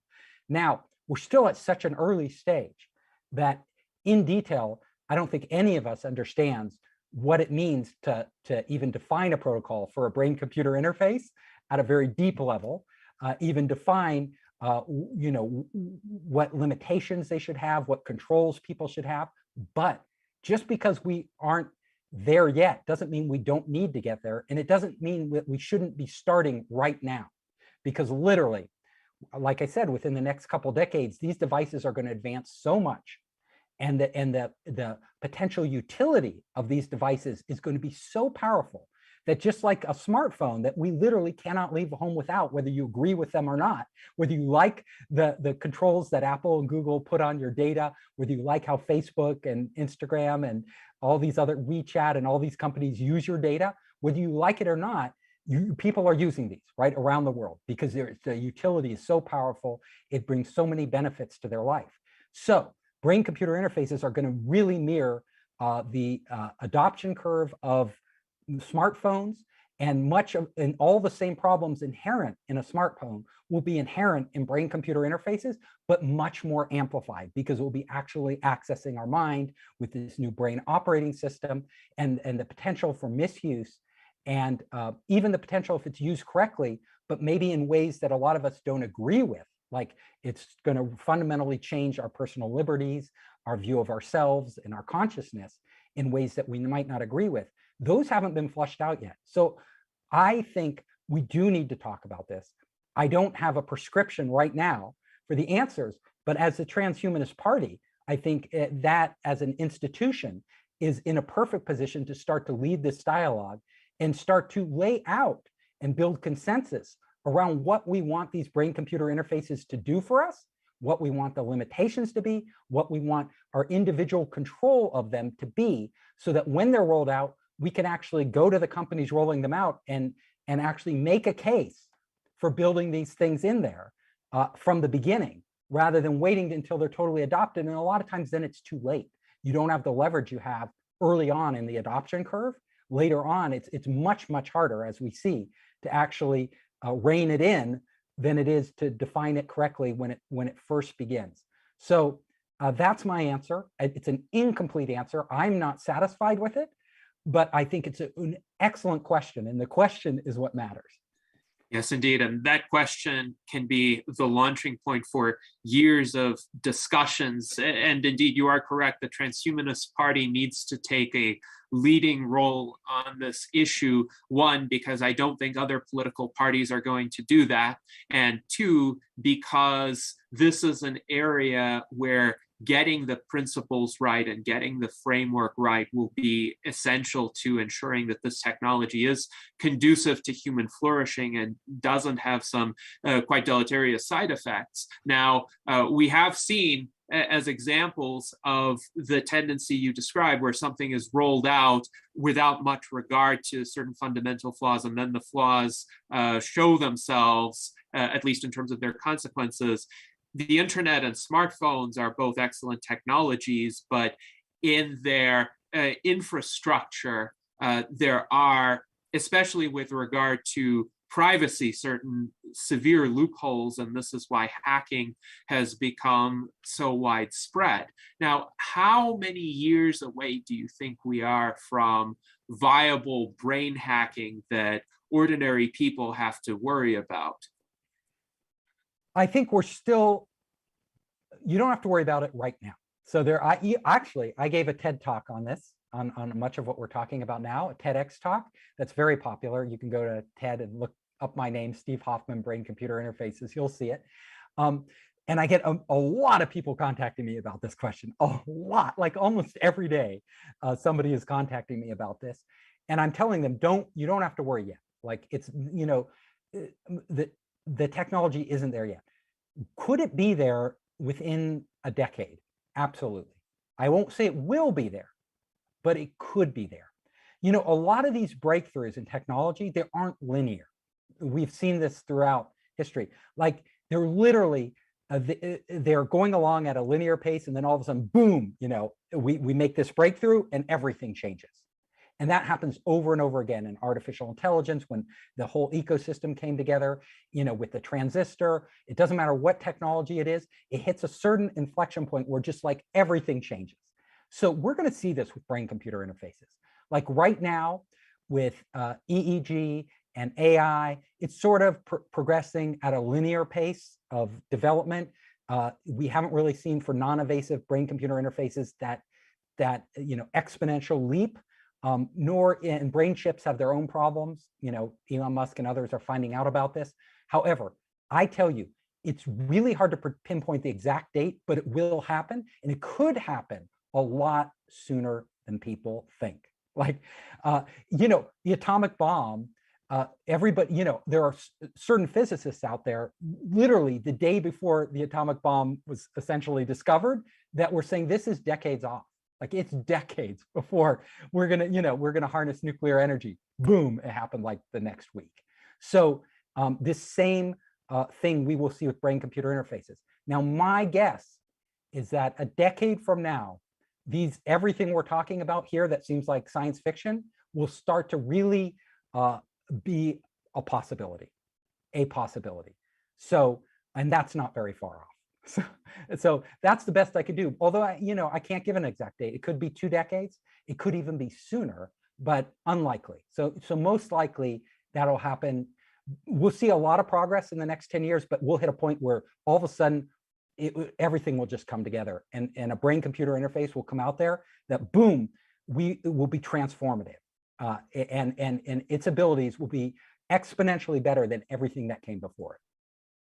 So the next decade will be crucial for getting the framework right. Absolutely. We need to get it right before, because once they come, it'll come fast. Like it'll, just like the smartphone deployed and the internet deployed, it will deploy at an exponential rate, right? The rate of growth will be exponential.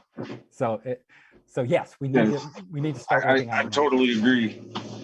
We should talk about it beforehand, so that way when everybody's looking around, oh, what do we do now? At least we'll got something they can look at. Well, the Transhumanist Party has this plan. Maybe we'll use that. Exactly. Yes, that is what typically happens with policymakers. They look to see if someone has a ready-made blueprint or a set of proposals or solutions that could be implemented to respond to a crisis. Generally, politicians only see the crisis after it has already begun to happen. So it's up to those of us who are more foresighted, more proactive, to devise the solutions or prevention measures beforehand. So now I'd like to go to a question from David Shoemaker, our Director of Applied Innovation. He writes about e-governance, and he points out that Estonia has had an e-governance system for some years now. However, it is a distant and foreign example to some people.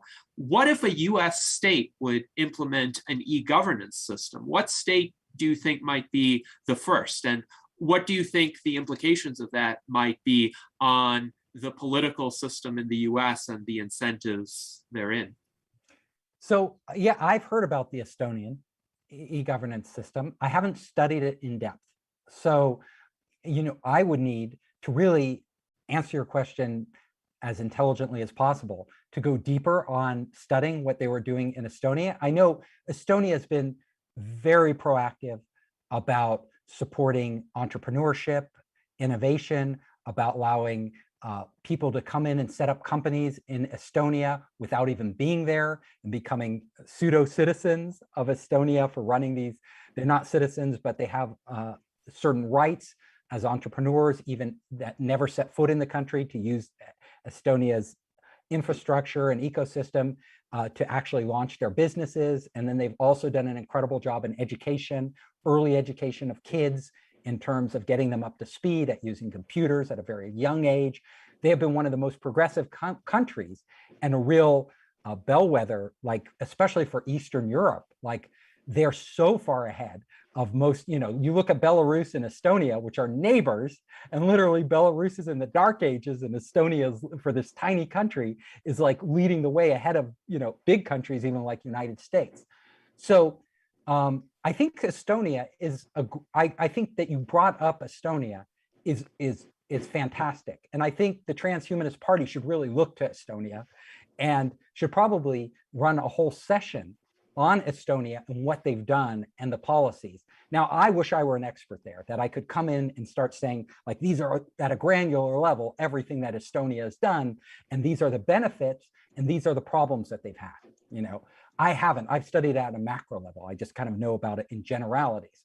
But I will say that we, as the United States, could learn a lot from Estonia. If we're talking governance, if we're talking how to do policy in the United States, I think a fundamental thing that's missing is, politics now are more about,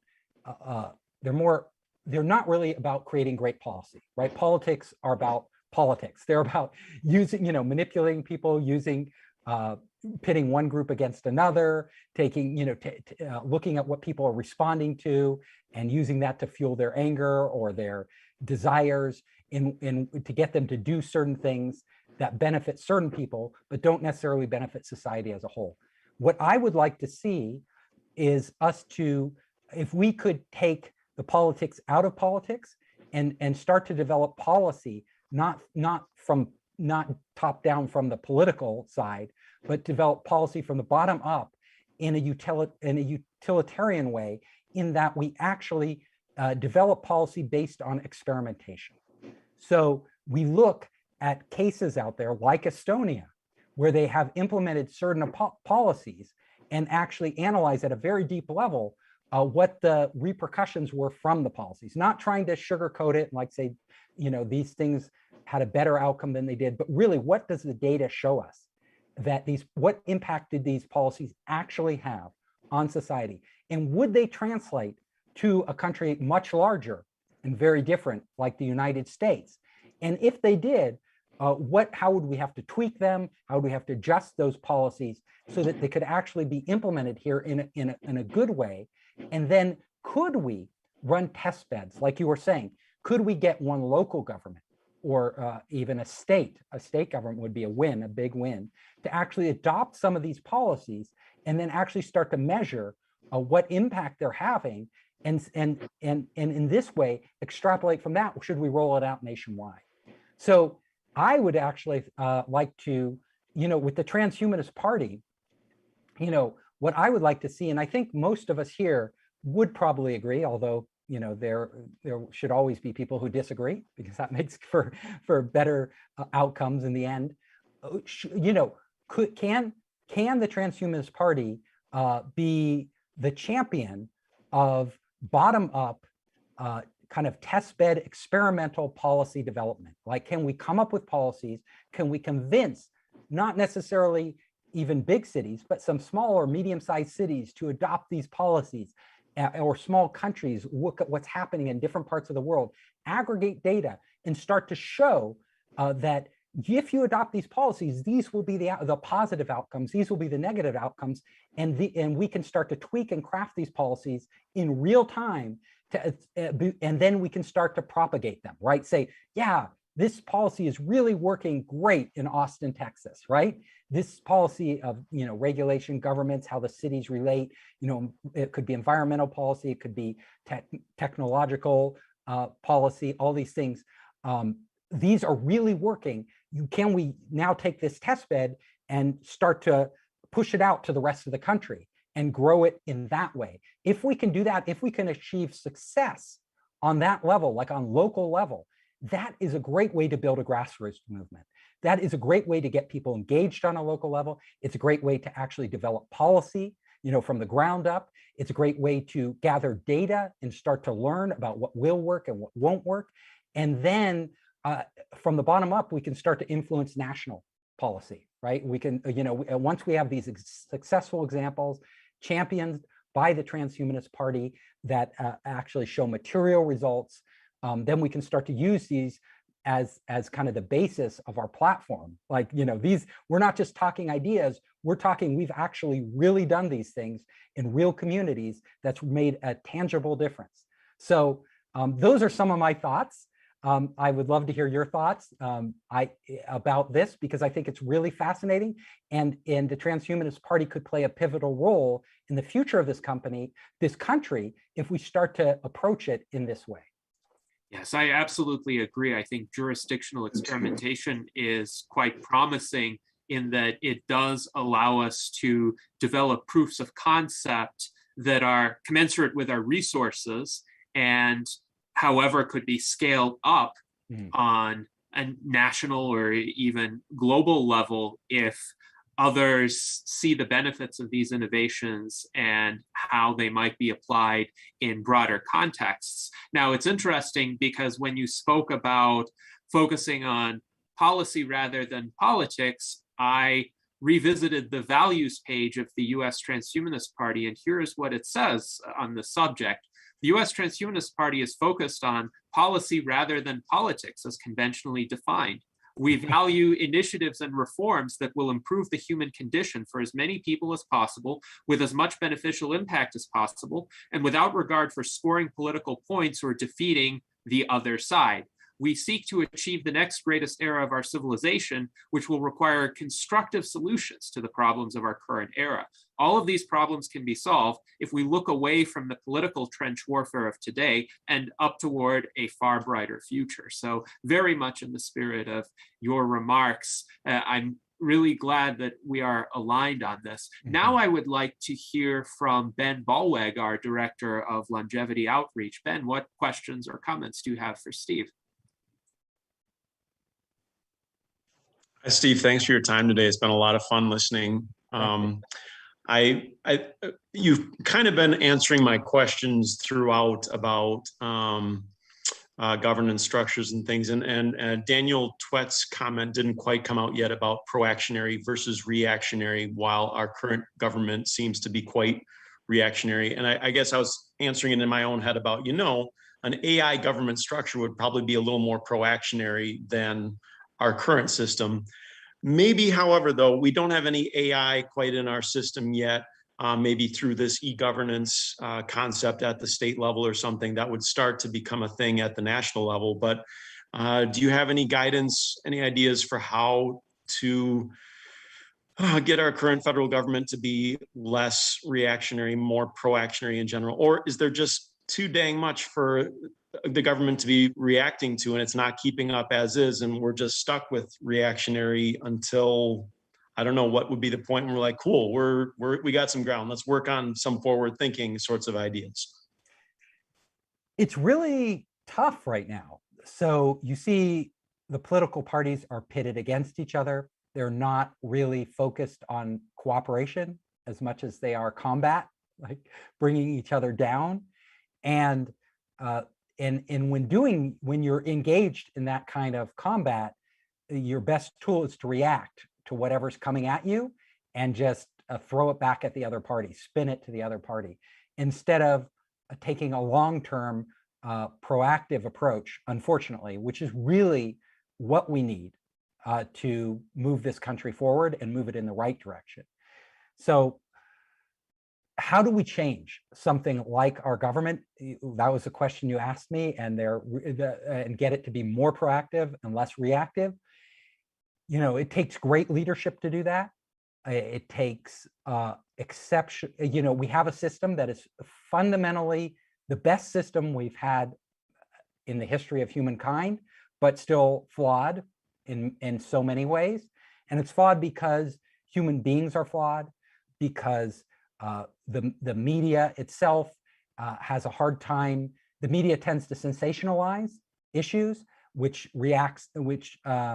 gets people to respond emotionally, which gets them to consume more media, which is, you know, the media is profit driven after all, and it wants people to engage. But then when people do engage, they're reacting. And when people react, the government is forced to react. So it's kind of a vicious circle. So if the information we're putting out there is very provocative, is done in a way to get people to be have a fear reaction or an anger reaction, then we're seeing this out there, and it crosses party lines. You know, I'm not picking on one party here. I mean, it's just kind of universal. There's some media sources that are much worse than others. I think we know which those are. Some which tend to distort the truth more to get a bigger reaction and distort information more. But everybody, all media engages in that.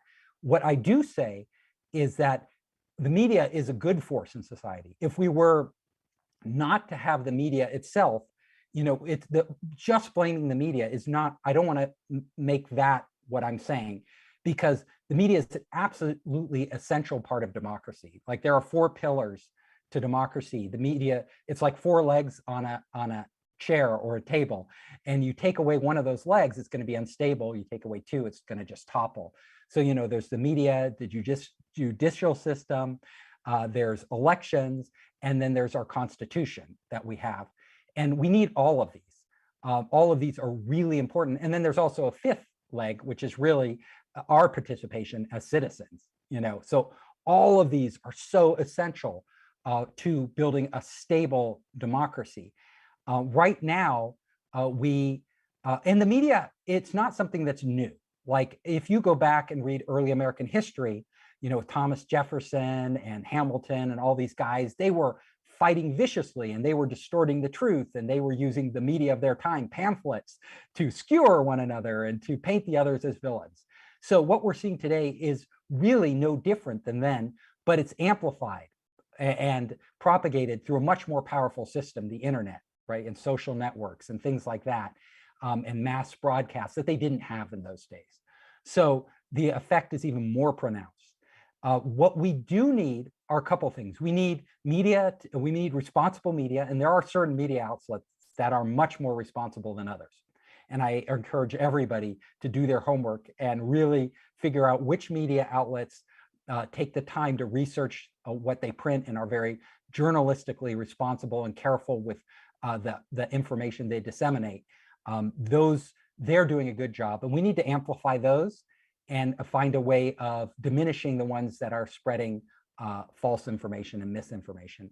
That's really important for our government to, honestly, you know, our politicians will react. That's what politicians do. Like, they react. And so if things get blown out of control, whether it's by bloggers basing their stuff on no information at all, or media distorting it, they will react. And those things tend to be prioritized for better or for worse. And a lot of times they're prioritized at the expense of long-term proactive policy that is in the best interest of everybody. So I think there is a lot we could gain from the deployment of new technology to solving these problems. So first of all, artificial intelligence can be one of our best allies in fighting misinformation and disinformation. Artificial intelligence could actually weed out and flag in real time information that is propagating across the internet that is fundamentally false. And I think that would definitely change the the dialogue, the tone of the dialogue, and diminish the spread of this very harmful information.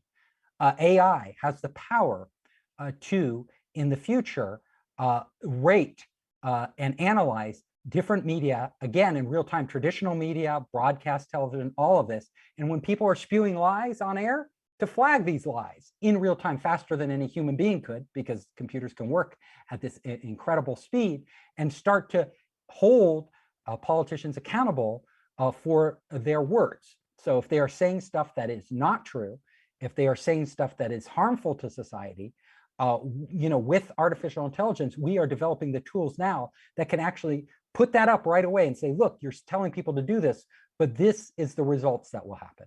And this information that you just said 2 seconds ago is flat out false, right? It's a lie. So we are flagging that as a lie. People need to know this.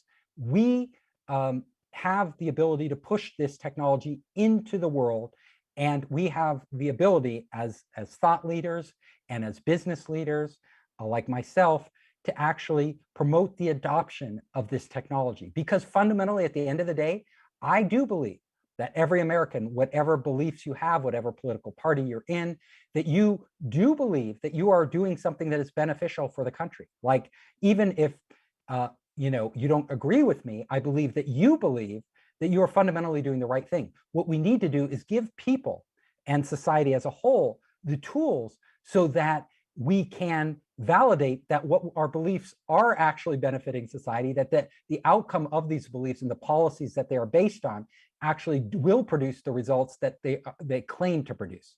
So this is an area where technology can play a pivotal role and a very positive role moving forward. And I would like to work and collaborate with any organization and anybody who is on the cutting edge of innovating on these technologies and actually getting them into the market so that we can start to fundamentally change. I don't think with the current, if you froze everything the way it is today, politicians are being forced to react, whether they truly care, and I believe many politicians do truly care about building a better society, but in order for them to survive in the rough and tumble political arena, they are forced to react to all these forces, and that often obscures or retards their ability to actually push long-term agendas and things that would be good for humans, because a lot of these are complex to explain. A lot of these, there's no simple answer, and they don't get an instantly positive response. And if they dwell on them, they end up losing the election. So they do their polling, they figure out what they need to say, and they say it, and that ends up becoming the bulk of their policy. And then, yes, the really good politicians will then try to push things that they didn't really use on their political platforms, but they think would really benefit society. They try to push those out there also. But we could do a much better job. There's a lot of room for improvement in this area.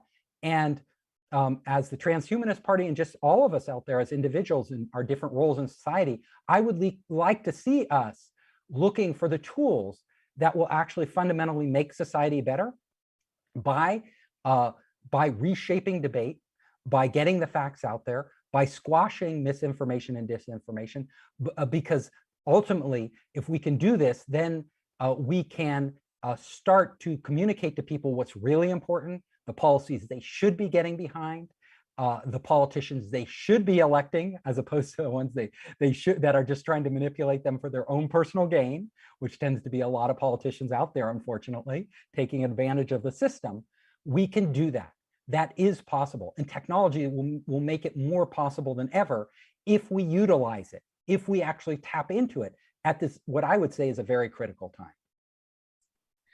Yes, and I think it's important to design these technologies and deploy these technologies in a way that would fulfill the objectives you described. So an AI system that serves as a fact checker, I think could be great, but we need the safeguards to make sure it doesn't devolve into algorithmic censorship, which is what Facebook and YouTube and other social media sites have been doing, especially early on this year in reaction to a certain event. The sensitivity dials on these algorithms were turned up to such an extent that completely innocuous content got banned, and quite respectable people got banned as well. We had a virtual Enlightenment Salon with Jim Rutt of the Game B movement, and he described his experience with essentially being completely removed from Facebook with no possibility of appeal, and then being mysteriously restored a few weeks later, again with no explanation, no notice even to him that the restoration had taken place. But clearly the algorithm was overly sensitive. Or Lincoln Cannon of the Mormon Transhumanist Association, he shared a piece on decentralized social networks by Ben Goertzel, who is a prominent AI researcher, and Facebook banned him for sharing a piece on decentralized social networks. I wonder how their algorithms were tuned, but it does seem that we have an issue with certain algorithms being overly sensitive and generating false positives of that which they're trying to catch. So I wonder if you think a better approach could be a kind of flagging approach where the AI inserts itself not by removing the content, but by providing information, providing a contrary perspective, maybe in a prominent way. For instance, I know on Facebook, certain posts can get like grayed out and it says this has been shown to be false by an independent fact checker. Perhaps an even better approach would be to have the AI come into the comments section and say, well, according to these sources, this is actually not reliable information. Do you think that would be a better approach, a more nuanced approach, to have the AI be part of the conversation instead of from the top down removing something? I actually think that's a very intelligent approach. I think we have a long way to go in how we integrate AI into our conversations, into our political debates, into everything, right? We do every conversation we have online and potentially even offline now. We having an AI that doesn't just ban people, because again, like you're talking about, that's taking away our fundamental right of free speech. Like if you're banning people and completely censoring them, I'm totally against that. Like we need to preserve free speech. That is a fundamental pillar of democracy. Without free speech, we do not have democracy. Without accurate information, again, we do not have democracy. So for people to make informed decisions, we need both of those. So I think what you described, having AI come in, and I wouldn't have AI come in directly in the conversation like another human being. What I may suggest, and the interface could be experimented with, but this is just one possible suggestion, is that the AI, and you may have multiple AIs, right? Different AIs out there that come in a sidebar to any conversation between people with their analysis. So where people point out facts that the AI AI could then not delete, but flag that this fact is potentially false. And then it could give, a really smart system would be, it could give links to the sources that would indicate that these facts are not true. And so that people who dispute it can go and look at the sources and decide for themselves whether they believe that AI is right. And then they have an ability for people to push back against the AI within that sidebar, a separate dialogue over whether the facts are true or not, people to push back with alternate facts that can then be checked, whether they are true or false. And in this way, it's sort of a Talmudic, like I'm Jewish, right? So this could be a Talmudic argument. In Judaism, they didn't say there was a right or wrong in the Talmud. Every scholar got to comment on their interpretation of the Talmud, right? And if you look at the Talmud and how it was written, it's all these sidebars, right? Coming, sprouting out from the Talmud of each of the scholars, debating their points on what they think was God's word. Well, in this case, it would be the truth, right? There's claims made online, and then you could have a sort of Talmudic dialogue off to the side of different AIs combined with human beings on whether those facts are true or not.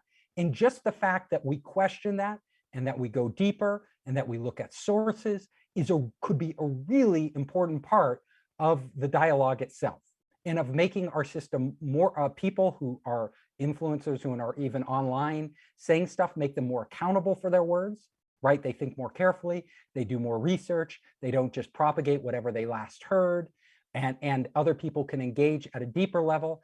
So let me say, the fundamental principles would be here of not banning people from speaking. However, making people aware when possibly the facts out there are untrue, making them aware of the sources, allowing people to participate in that process of discovery of what is the truth and what isn't the truth, and making the AI and the algorithms behind them more transparent.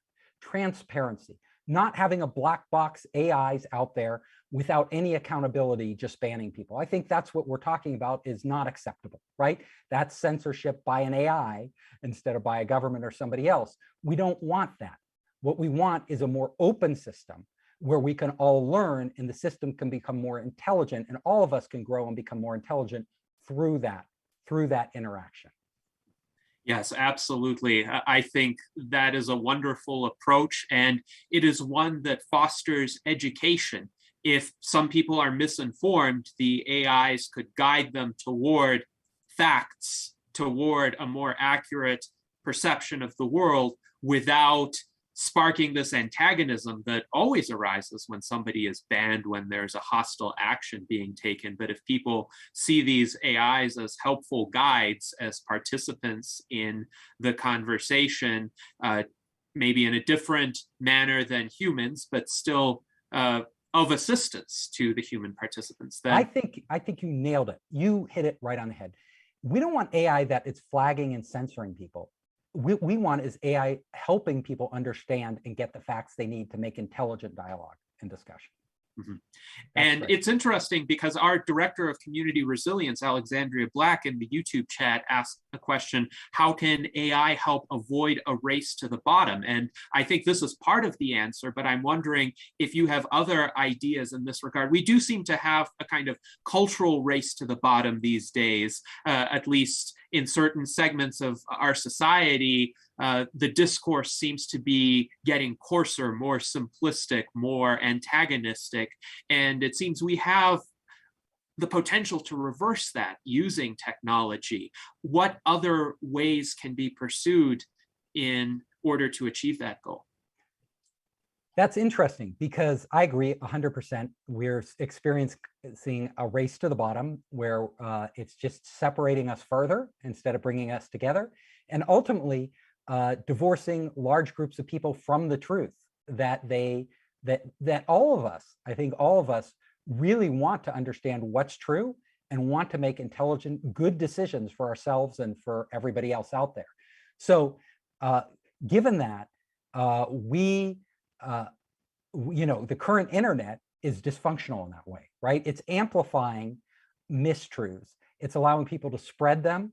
It's allowing people to just race to the bottom, not ignore the facts and just say whatever they want to say because it feels good, because it feels right, without any checks and balances or even information out there to help educate them and make a richer, more intelligent outcomes to those discussions.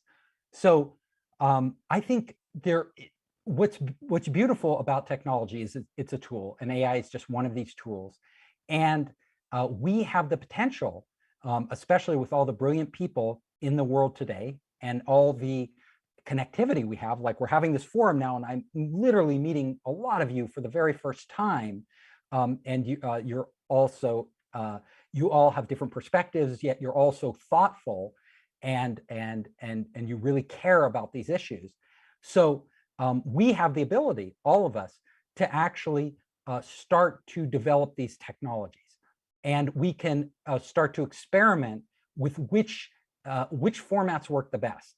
So it's hard, for me, I don't think there's any one right way of doing it, but I think we will, by running a lot of different experiments on different platforms out there and potentially putting out new platforms out there for dialogue around these issues, we could come up with much, much better solutions. And as a person in the venture community, I would like to see venture dollars flowing towards these, right? Because it's so fundamental towards the progress of our society today, that I think the best thing we could do is to start pooling the best ideas we have and start building these tools that can be plugged into existing social networks and also new, perhaps open source, open social networks with tools like these, so that we can create a better quality of dialogue, a better understanding. I think there's a huge opportunity right now to create open sourced social networks that aren't controlled by any one company, any one government. Could potentially put these on the blockchain, put them out there so that they run independently, and tying them with advanced AI that can actually that we can actually run experiments. It doesn't have to be one AI. It can be competing AIs, so we could actually develop a platform where developers out there, an open platform, can start to develop new types of AI, as well as new interfaces and new forms of discussion and dialogue. And actually, how would these AI participate in these dialogues? Like, can we create a virtual one? We're all in a virtual space talking about this. Can we take ones that are more video or live like we have here? Could we have an AI on stage with us right now, right? So that an AI is actually participating in the discussion we are having right now, potentially adding, adding information to what we're talking about, pointing out new possibilities for discussion, all of these things, fact checking for us in real time as a benefit to all of us. This would be fascinating. And this type of innovation, we have the tools to do this now. Like, we're at the point where we could develop these. There's so much more. Like, we're on Zoom now. There are more tools that will be coming out in the future that we could develop, especially for dialogues like this, that could be so much more powerful. So if you want to know, so those are my thoughts. My thoughts are, the ideal system would be different open source platforms that are completely open to third-party developers who would be deploying new types of algorithms based on different data sets, and new ways of interjecting and participating in conversation, as well as ways for us to communicate, right? New types of communication. All of that is possible. And all of that, I would like, if there are people out there who have ideas, honestly, if some of you have ideas, I run Founder Space, so I'm looking for ideas like this, that we can bring into the world. You need to have a great technological team. An idea itself is great, but we need to go beyond that, right? Can we get a team together? Can we get funding? Can we get all these things? Contact me about these, because I really care about this, as much as everybody else out here. I also want to say, since we're coming near to the end of our time together, I have a podcast, and I'm going to be launching a new podcast about these issues. So if some of you would like to be guests, or if you know guests that would be good to really go deep on these in a different format, a podcast format, I'd very much like to engage with you. Please reach out to me at Founderspace. Yes, absolutely. And I would definitely encourage anyone who is interested in making this kind of decentralized social network that fosters constructive conversations of reality to reach out to Steve and see if you can make it happen. Now, I really appreciate you spending 3.5 hours with us today. It has been such a fascinating, wide-ranging conversation. I want to close with 2 questions. One of them is from our officer, Zach Richardson, who is our director of publication, and he recalls that you mentioned climate change being a real and pressing issue that there aren't really decisive solutions for right now. And he is reading the IPCC International Panel on Climate Change report a little bit at a time. So he would like to hear a few more thoughts from you on climate change. And on a related note, hearkening back to what Charlie said about being a long-term optimist, but seeing the next 10 years as being crucial to get through, and there being a lot of struggles and obstacles and potentials for setbacks. What sort of roadmap could you lay out, at least in very broad terms, for getting through the next 10 years? How can we overcome this time of troubles and get to the other side to see the benefits of these wonderful technological advances that you have discussed? Well, the first thing I would say is the Transhumanist Party is doing a great job. So kudos.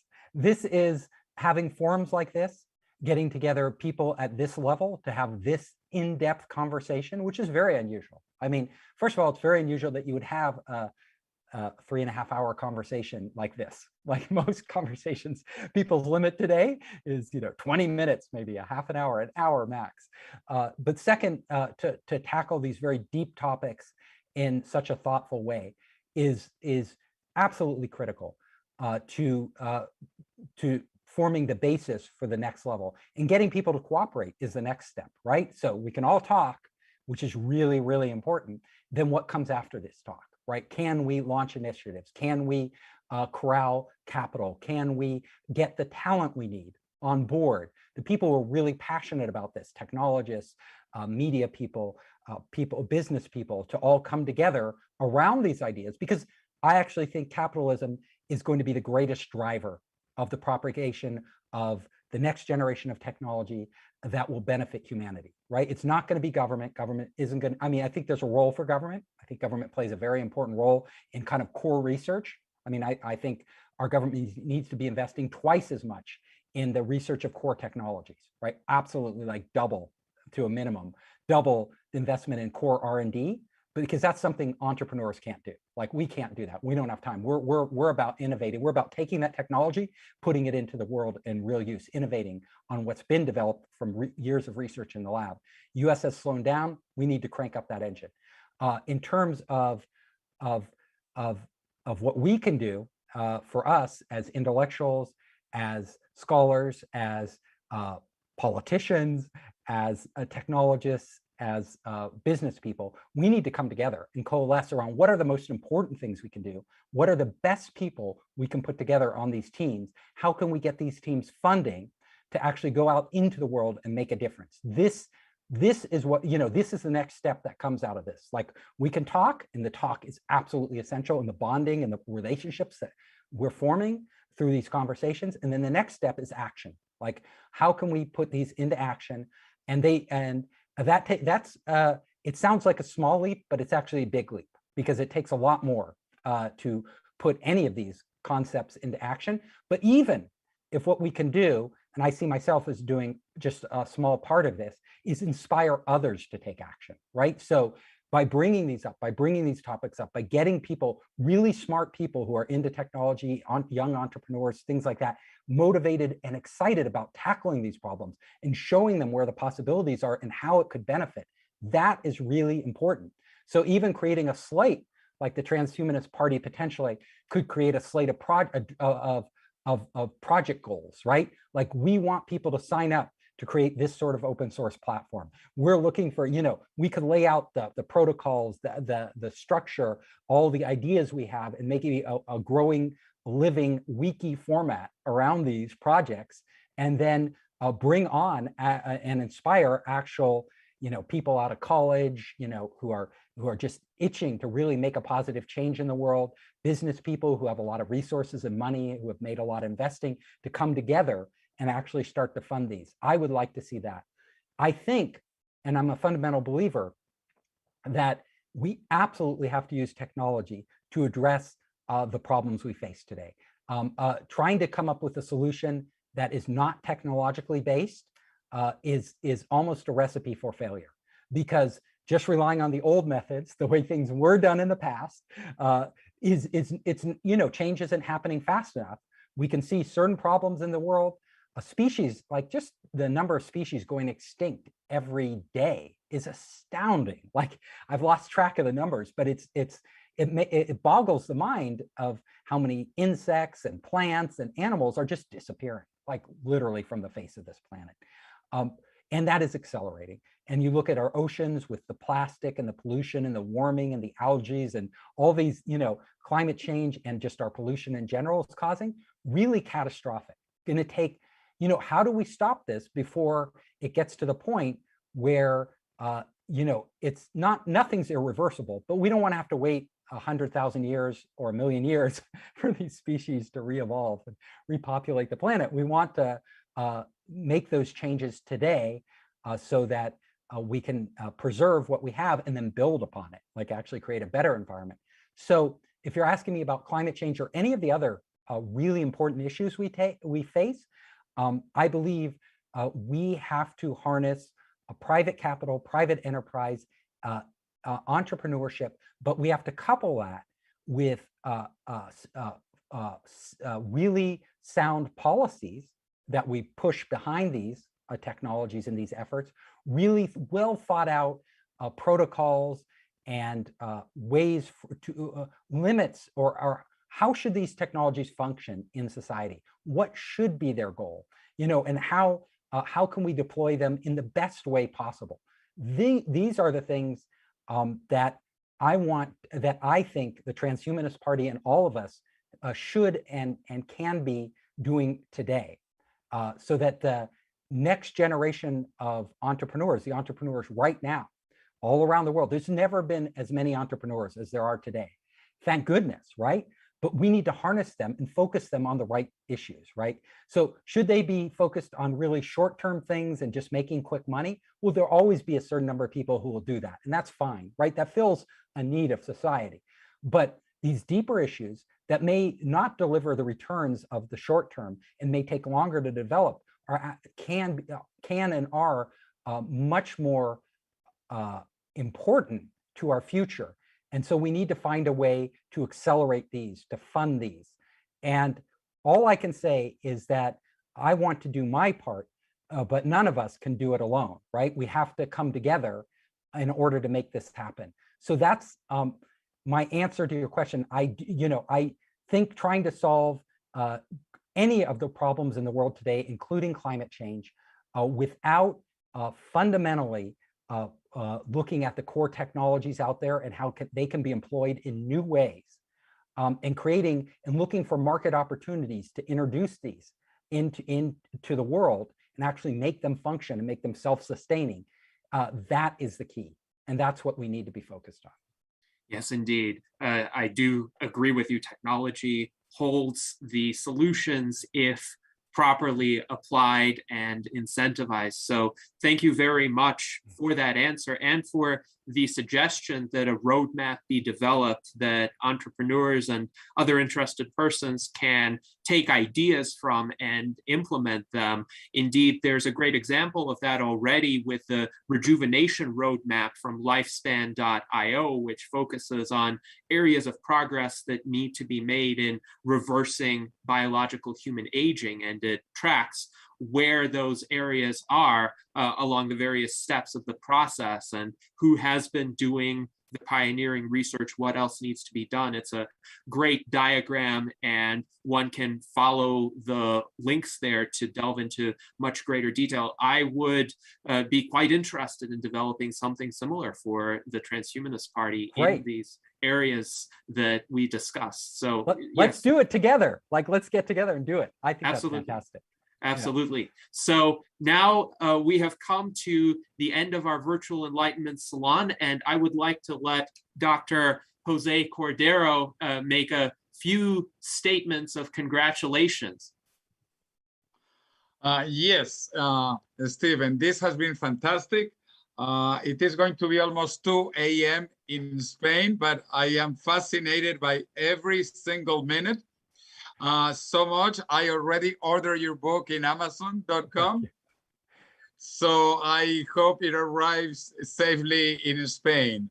And truly, truly fantastic view of the future. I only have congratulations. And if I might have a quick question, because Gennady pointed out to this, because he also has an individualistic vision. And then if we basically merge our brains to the cloud and then get more connected. Again, can you explain if we really lose our individuality, or if it is irrelevant, or if it doesn't happen? Because it was not totally clear to me. So your question is the same as mine. So can you imagine losing your individuality? I don't think you can, right? Like, I'm an individual, right? I can't imagine what it would be not to be just an amorphous part of a group, right? To lose my individuality. Would it be possible? I don't know. Like, it may be possible. We don't know. These are experiments that have yet to be run. So all I can do is hypothesize, right? Whether this would happen. Now, what I see, and this is my particular point of view, and I don't, and since these experiments haven't been done, we can all have our points of view. We don't know what the truth is until we run the experiment. But what I have seen in the real world is there's a paradox out there. The paradox is that none of us are complete individuals, and none of us are completely programmed by society or by our community, right? So we are all a composite of both. And where one leaves off and the other begins, it's really hard for us to know as subjective beings. Like, we can only see the world from a subjective point of view.